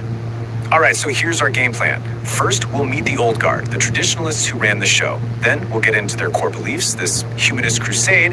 After that, we meet the rebels who came to tear it all down. We'll see how all that chaos led to a totally new way of thinking. And finally, we'll talk about why this old fight still matters to us today. Okay, so let's jump in our time machine and head back to the turn of the 20th century. In the world of literary criticism, there was a very clear establishment. These were the titans, the guys who set the rules and defined what good literature even was. See, back then, talking about a book meant you were also talking about the author's life, what was happening in history at the time, or, just how the book made you feel. It was all mixed together. And you had these towering figures like A.C. Bradley in England, who wrote the literal book on Shakespeare, and Van Wyck Brooks over in America. These guys weren't just reviewers. They were more like cultural architects, really shaping how entire nations thought about their own stories. And if you want to understand the single most powerful idea of that time, this is it. A.C. Bradley's take on Shakespeare and tragedy was huge. He didn't just see it as a sad story. No, for him, it was this epic, cosmic struggle. A hero messes with the moral order of the universe, and then the universe has to finally smack things back into place. It's this grand moral math, and it was the lens through which pretty much everyone saw great art. So you might be wondering, why all this focus on morality? Well, that gets us to their fundamental mission, what you could call the humanist crusade. For these critics, a book wasn't just a book. It was a tool, it was a shield. And this idea, which they got from the great Victorian critic Matthew Arnold, was absolutely central to everything they did. They genuinely believed the modern world was sick, that it was losing its soul, and that literature was the only medicine that could fix it. It was a safe house, a refuge from the chaos of modern life. And what were these ills they were so afraid of? Well, they looked around and saw a world obsessed with money, a world that was becoming hostile to art, a world that blindly worshipped facts and science without any real wisdom. They felt like society was developing amnesia, totally forgetting its own past and traditions. For them, literature was the last fortress defending beauty, history, and moral truth. But you know how it goes. Anytime you have a powerful establishment, a rebellion starts to bubble up. And what's so cool about this one is that the old guard wasn't just attacked from one direction. They were caught in a crossfire between two camps that couldn't have been more different. This chart just lays out the battle lines so perfectly. On one side, you have the new humanists, who basically thought the old guard wasn't nearly conservative enough. And on the other, the neo-romantics, who thought the establishment was just a bunch of stuffy old guys killing the human spirit. They both wanted to tear down the old system, but for completely opposite reasons. So let's look at the new humanists first. These guys, led by Irving Babbitt over at Harvard, were basically cultural crusaders. They saw the modern world's liberalism and its anything-goes attitude, and they were convinced society was on the brink of total collapse. Their answer? Go back. We need to get back to tradition and enforce some serious moral standards. And then you have the polar opposite, the neo-romantics. People like the novelist D.H. Lawrence weren't looking for more rules. They wanted to break them all. They argued that logic, industry, and polite society had repressed our truest, most vital instincts. They said, forget reason, embrace the unconscious, embrace passion, embrace life. And this rebellion was bigger than just a few leaders. It brought in all sorts of thinkers. You had scholars like G. Wilson Knight, who started analyzing Shakespeare by looking for patterns and symbols, not just character psychology. You even had C.S. Lewis, who was pushing for a return to the literature of the Middle Ages. Each one, in their own way, was chipping away at that old established model of criticism. So you've got these attacks coming from both the conservatives and the radicals. The old ways just couldn't stand up to that kind of pressure. And out of all that conflict and chaos, something completely new was forged. A new and maybe even colder way of looking at literature. Two really big ideas came out of the wreckage. First, the idea that we should just talk about art as art. Forget the author's biography, forget the moral lesson for society. Let's just focus on the thing itself, its form, its beauty, its aesthetic. And second, there was a big push to make criticism a serious, rigorous discipline, almost like a science with its own methods and standards. And here's the crucial twist. The critics found a brand new way to fight back against that modern world they hated so much. If the old humanists used literature as a moral shield, these new critics started using the aesthetic as a shield. The pure, complex beauty of the art itself became the new refuge from a world they saw as ugly and dehumanizing. Now, this intellectual war pretty much set the stage for the next 50 years of literary theory. But here's the thing, its echoes are still with us. This wasn't just some dusty old academic debate. It's a battle that, in many ways, we are all still fighting today. Because this is what's so fascinating. Even as criticism tried to become more scientific and focused only on the art itself, that old humanist impulse, that need to find meaning and morality and value in what we read, it never really went away. It just went underground, sometimes even shaping the arguments of the very people who claimed they were rejecting it. And that brings us right back to where we started, with this fundamental question. Think about it. When you praise a film because it has an important social message, you're channeling those old humanists. When you praise it for its incredible cinematography or its clever script, you're channeling the aesthetes. This century-old conflict between meaning and form isn't over. It plays out every single time we argue about what makes a piece of art good.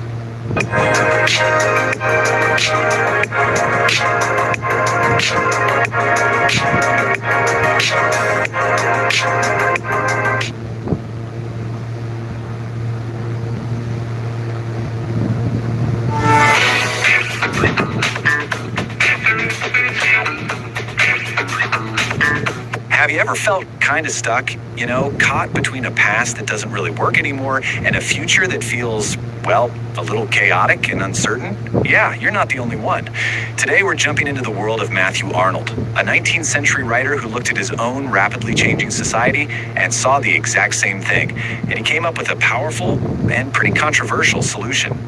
Okay, just take a second with this line. It's from one of his own poems, and it just nails the spiritual crisis he felt was happening all around him. He saw a world where the old, solid beliefs of religion were starting to crumble, but a new, meaningful way of life hadn't actually shown up to replace them. It was like being totally adrift, and that feeling, it shaped absolutely everything he wrote. So to really get what Arnold is talking about, we have to kind of picture his world. The Victorian era wasn't just steam engines and fancy hats. It was this time of massive, dizzying change. On one hand, you had all this incredible progress, but on the other, it was creating these deep cracks in society and in people's sense of who they were. Now check this out. You can literally see his life mapping onto these huge shifts. The Industrial Revolution is just churning everything up. Then, as a school inspector, he's on the front lines seeing what this is doing to people's minds. And then, bam, Darwin publishes his book, and it's like a seismic shock to the very foundation of faith. This was the fractured, disenchanted world that Arnold felt he had to diagnose. So what was the problem exactly, according to Arnold? He wasn't just vaguely pointing at general anxiety. Nope, he was way more specific. He believed this spiritual sickness had a name, a personality even, that represented a mindset he thought was just dangerously narrow. He called them the Philistines. This was his name for the growing middle class. He saw them as being completely obsessed with business, with practicality, and with a really rigid, moralistic code of conduct. For Arnold, this focus on all the external stuff, making money, being useful, was basically just stunting the nation's soul. And this just lays out the contrast perfectly. The Philistines put all their faith in what Arnold called machinery. Now, he didn't mean literal machines. He meant the external systems, wealth, industry, politics, all of it. They cared about what works. But Arnold's ideal, it was the total opposite. He was all about inwardness, focusing on your internal condition and the pursuit of perfection. Not in your bank account, but in your spirit. All right, so it's one thing to diagnose the problem, but what's the cure, right? Well, Arnold actually had a two-part prescription for the modern world's ills. And it all started with completely rethinking the job of the critic. See, for Arnold, you couldn't just invent a great new culture out of nothing. He argued that first, you had to create the right intellectual atmosphere, like preparing the soil so that fresh ideas could actually grow. And who were the gardeners in this scenario? The critics. And this is absolutely key to his whole argument, the idea of disinterested criticism. Now, let's be super clear. Disinterested does not mean uninterested, like you're bored. It means being impartial. It means you're free from bias, you're not trying to win a political debate or push a practical agenda. It's all about stepping back and just seeing the thing as it really is. And man, the job description for this critic was huge. Their task was to let their mind just play freely over everything, to really understand the essence of an idea. Their mission was to look at all of human knowledge and identify, quote, the best that is known and thought in the world. And then their job was to get those ideas out there, creating this intellectual current that would lift the whole of society up. So this idea of criticism is the tool, it's the method. But what's the ultimate goal? What's the end game? Well, that brings us to Arnold's biggest, most famous idea, something he simply called culture. And there it is again. That phrase is the foundation for everything. But when Arnold talks about culture, he doesn't mean knowing about opera or using the right fork. For him, it's the active, lifelong pursuit of the very best things humans have ever thought or created. It's the stuff the critics help us find. He calls culture a study of perfection. And again, notice, it's an internal thing. It's all about developing every part of yourself, your brain, your morals, your sense of beauty, and bringing them all together in harmony to become a complete, balanced person. This was the direct antidote to the Philistines' mechanical, external-only worldview. And to describe this perfect harmony, he used this amazing phrase, sweetness and light. Sweetness was his word for beauty, for art. Light was his word for intelligence and reason. And he believed that culture was the force that could fuse them together to create a truly whole human being. But Arnold wasn't done. He took his argument one massive step further, to a conclusion that was, honestly, radical for his time, and is still pretty startling today. He pointed to one specific art form that he believed would have to carry the entire future of humanity on its shoulders. In an era where science was challenging the facts of religion, Arnold said poetry has to take over. He truly believed it would become the new source for everything, for interpreting our lives, for consoling us when things get tough, and for sustaining us morally. I mean, talk about a huge promotion for poetry. You can see his logic laid out pretty clearly here. First, religion is losing its authority. Second, philosophy is just too abstract, right? It doesn't offer the kind of emotional support people actually need. So, what's left? What has the power to connect with us on a deep human level and sustain us? For Arnold, the only answer was poetry. So ultimately, Arnold called poetry a criticism of life. And again, by criticism, he didn't mean complaining. He meant it was an examination of life, an interpretation. He thought the very best poetry had the truth and seriousness to guide us through our complicated modern world, basically filling the role that religion once did. And that brings it all right back to us, doesn't it? Arnold was worried about a world run by industrial machinery. We're living in a world being completely reshaped by digital machinery, by algorithms and AI. So his challenge feels more urgent than ever. In our world of endless scrolling and information overload, what does it even mean to look for sweetness and light? What is the best that has been thought and said, and how on earth do we find it? Sir 1 रुपया आप सीखो app को देके daily का 3,000 कमाना सीख सकते हैं अगर Bill Gates What if the truest reality isn't something you can think about, but something you can actually feel? Today, we're diving into a pretty revolutionary idea from the philosopher Henry Bergson, one that challenges centuries of thinking and suggests that maybe, just maybe, the deepest truths aren't found in logic, but in art. So, let's start with a little thought experiment to get us going. When you think back on a really amazing day, what feels more real to you? Is it that static, frozen picture you snapped on your phone? Or is it that continuous, unbroken feeling of joy that kind of flows through you as you remember it? That very difference, that's right at the heart of what we're talking about today. To really get why Bergson's idea was such a bombshell, we've got to first look at what he was arguing against. And that was a philosophical tradition that for centuries basically preferred perfect, timeless statues over the messy, flowing river of actual life. Yeah, for literally thousands of years, the big idea was that our world, the one that's full of time and change and all that movement, was just a flawed, temporary copy of some higher, perfect reality. This perfect place was supposed to be eternal, totally unmoving, and fundamentally more real than anything we could ever experience.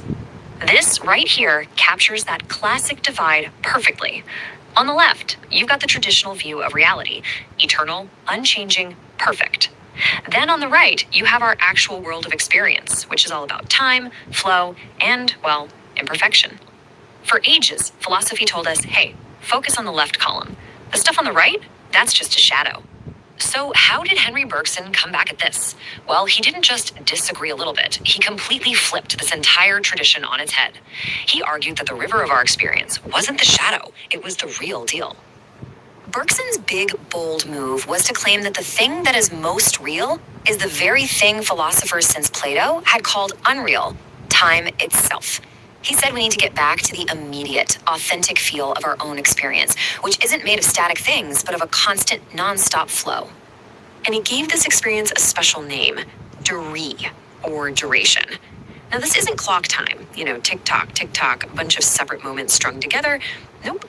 Duree is our inner sense of time as the seamless, indivisible flow, where the past just kind of melts into the present and pushes us toward the future. It's way more like a melody than a string of individual notes. And this is where Bergson makes it super personal. He's not talking about some lofty, abstract theory. You already know duree is real because you are duree. It's the very flow of your own consciousness, a reality you just get intuitively from the inside out. Okay, but wait, if this flowing reality is so fundamental, why don't we feel it all the time? Well, Bergson pointed his finger at a culprit that every single one of us uses every single day, language. So here's the problem. Language works by using these common, general labels for everything. Think about it. We have one word, love, to try and describe a million unique individual feelings. We have one word, sadness, for a flow of emotion that is never, ever the same twice. Language basically takes what's unique and squishes it into a conventional box. This whole process actually hides reality from us. First, you have your unique, flowing experience. Then language comes along and just slaps a general label on it. And by doing that, it freezes that dynamic flow into a static, solid concept. Kind of like taking a single photograph of a raging river. And in that one snapshot, the movement, the real life of the moment, it's just gone. So this is the big takeaway here. Bergson believed the very tool we use to communicate about reality, language, ends up building a wall around it. It creates this crust of conventional ideas that covers up the authentic, flowing experience that's happening underneath. Okay, so if language traps us, how in the world do we break free? This brings us to Bergson's amazing and kind of surprising conclusion about the true purpose of art. You could say, if language is the prison, then the artist is the one holding the key.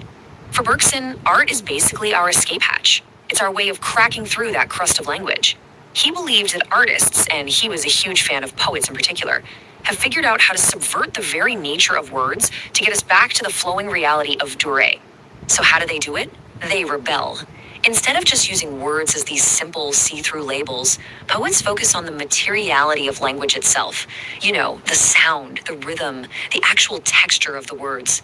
They treat words not just as signs pointing to things, but as unique objects that can create a whole new experience of time in the reader. They express that flow, not just some static idea.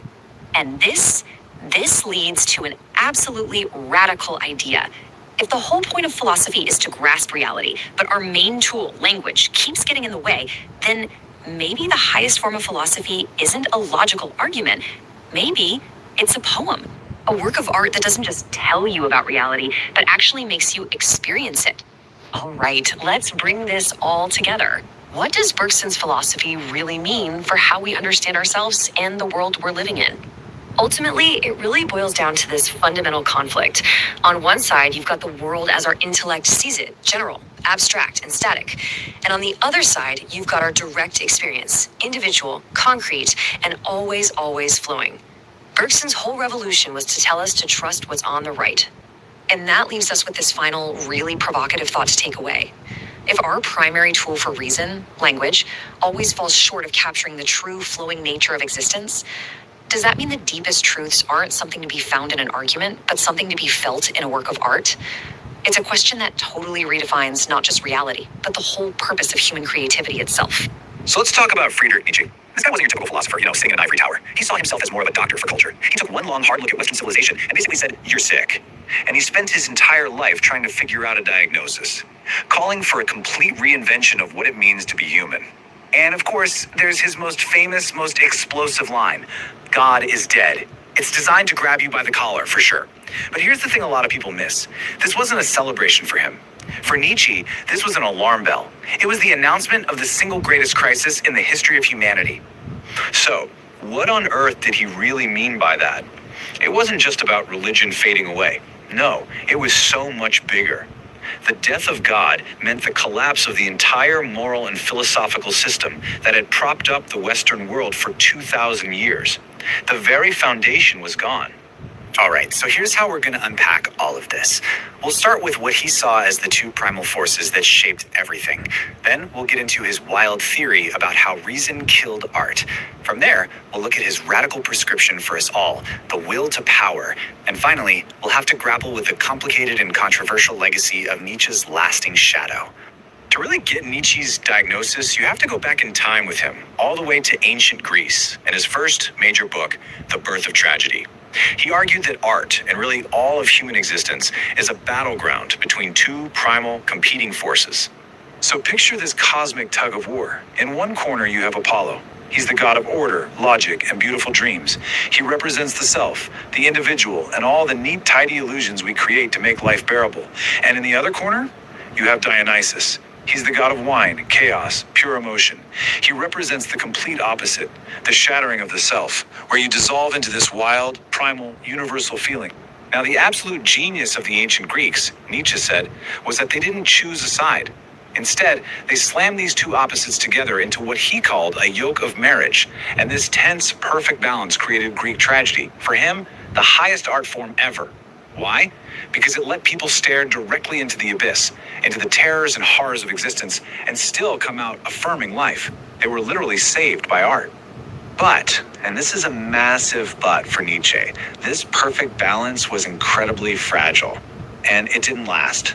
He argued that this amazing art form, tragedy, actually died by suicide. It was destroyed from the inside out. Nietzsche basically lays out a cosmic crime scene for us. The victim?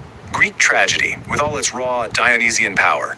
The murder weapon? Something he calls despotic logic, a cold, sterile rationality that simply cannot handle chaos or mystery. And the mastermind behind it all? A totally new kind of thinker, Socrates. And look, Nietzsche does not mince words. He calls Socrates the vortex and turning point of Western civilization. He's basically saying this one guy altered the entire trajectory of human history, sending us down a completely new, and in Nietzsche's eyes, a very dangerous path.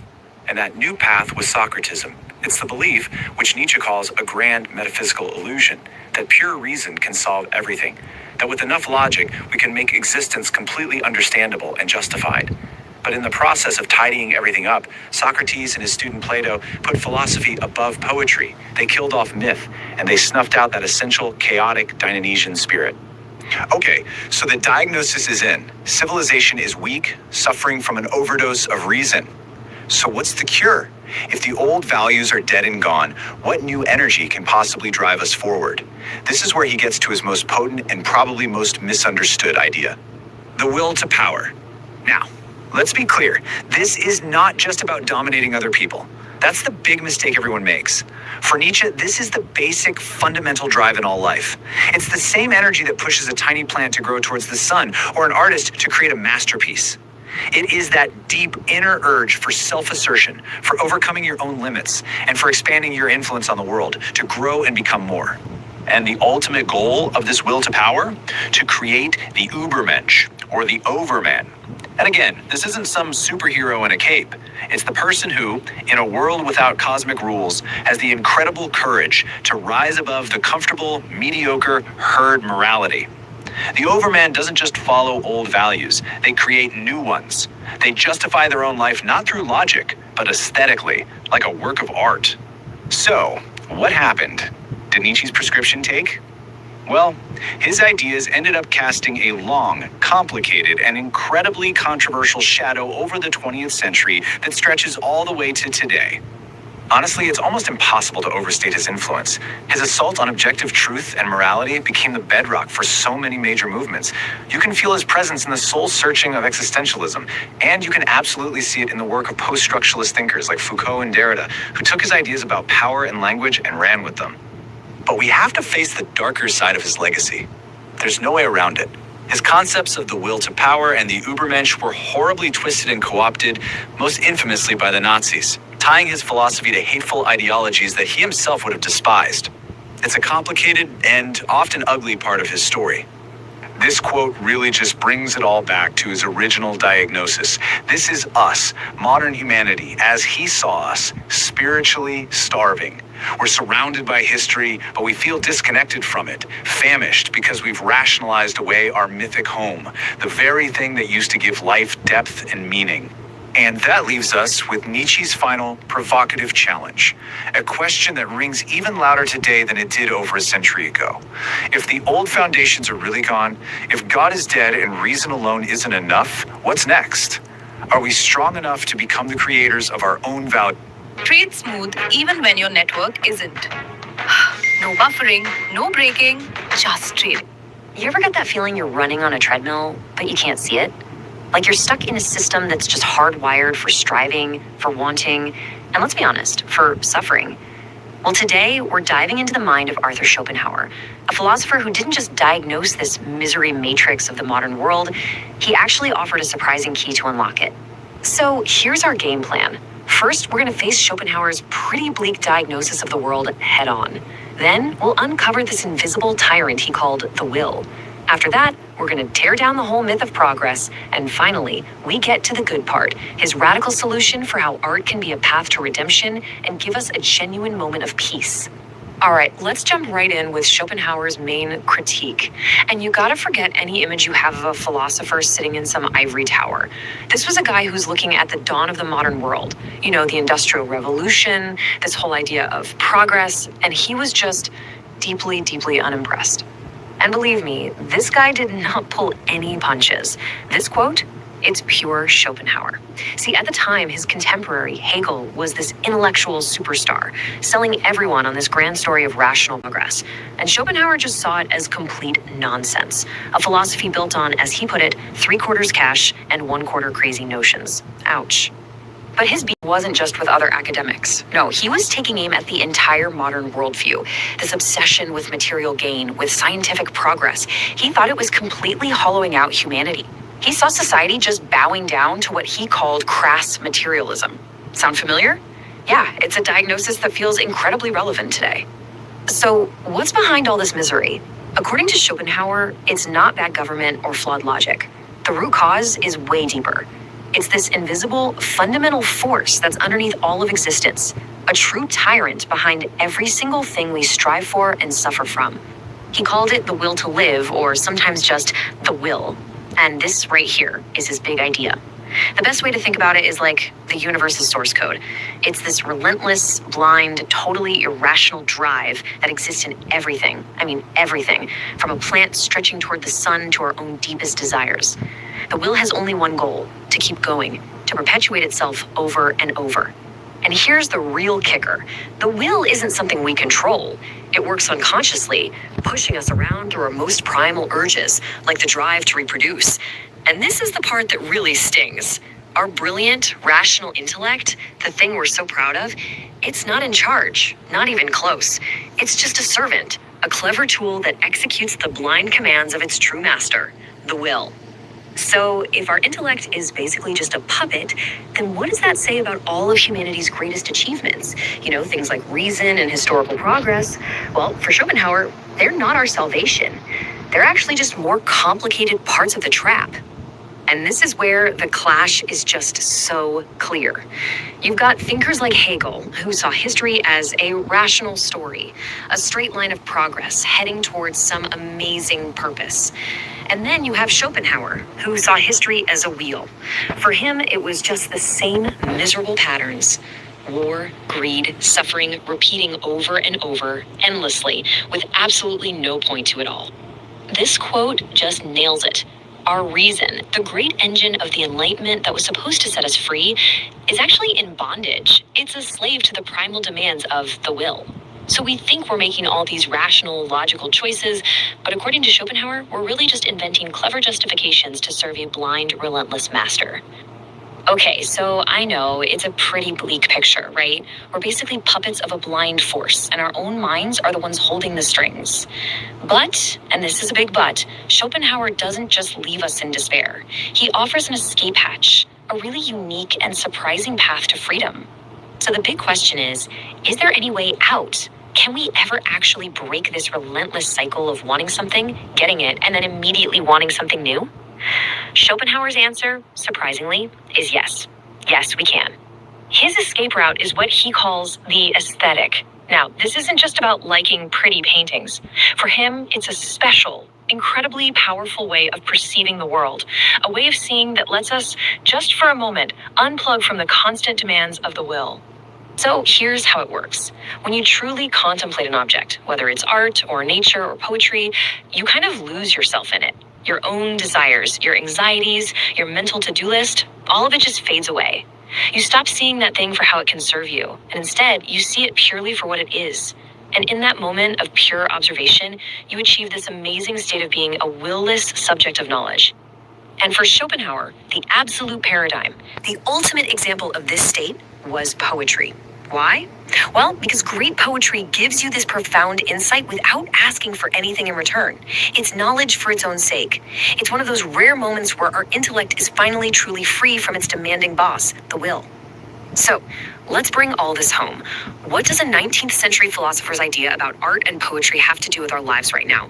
You know, in this world of endless notifications, deadlines, and just constant digital noise. What Schopenhauer realized, way ahead of his time, was this.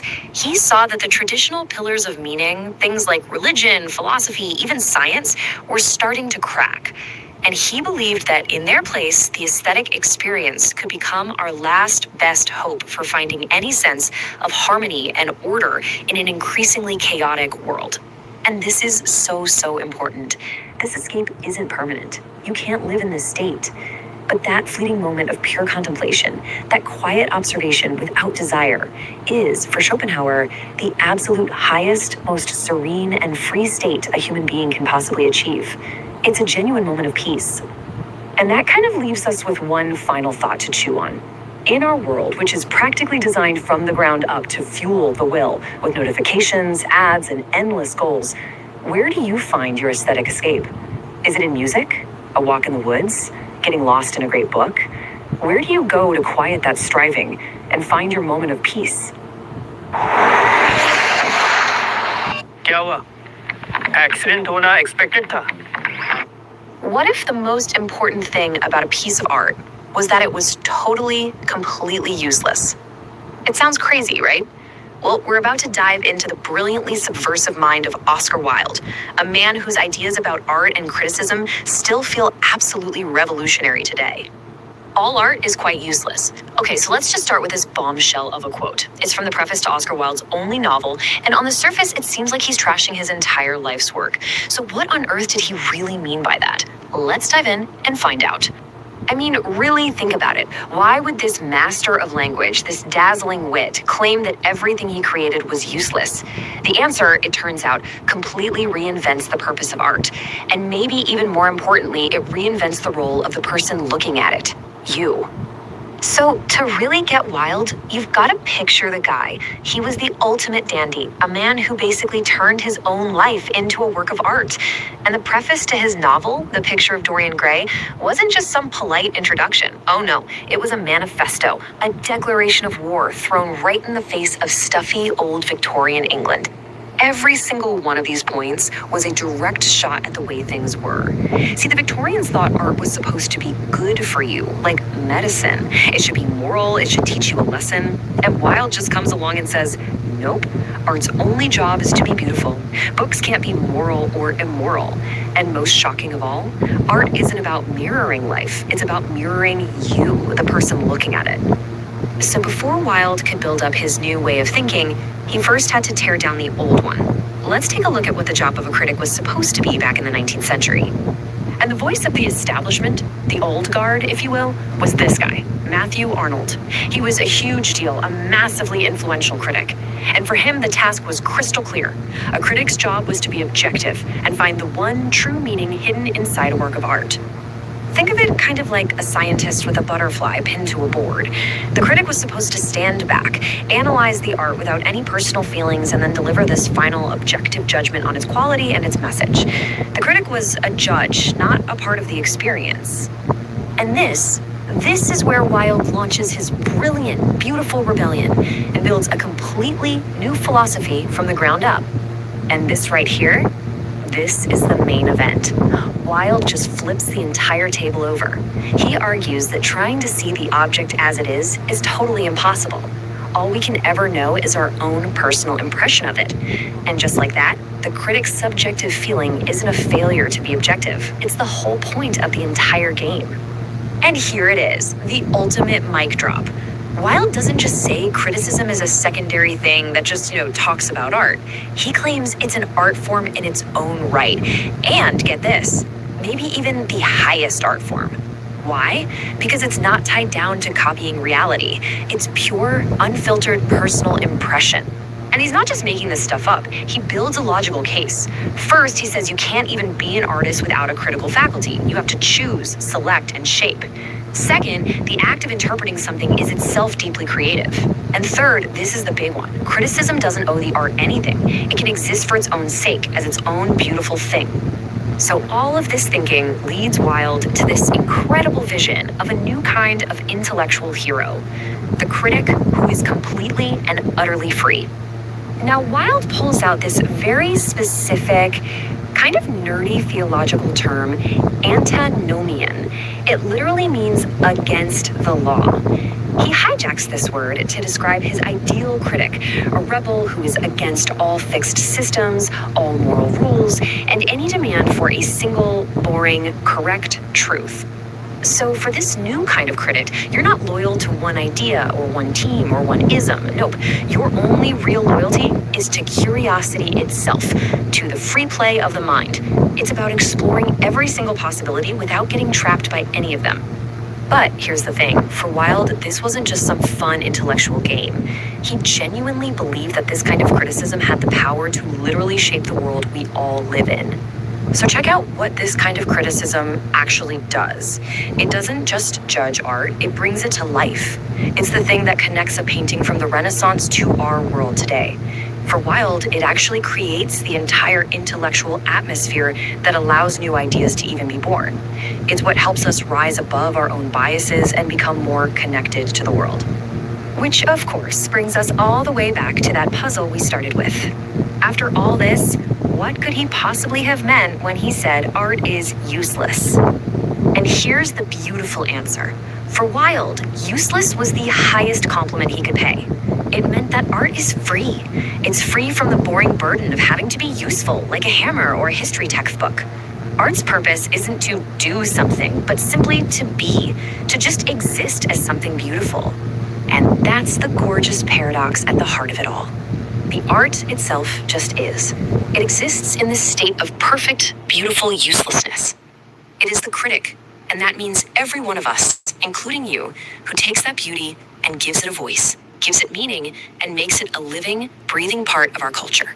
And that leaves us with one last pretty wild thought for our time. Wilde said the critic's job is to put art into a new relationship with the age we live in. So, what new relationships, what new meanings are we supposed to find for art, both human-made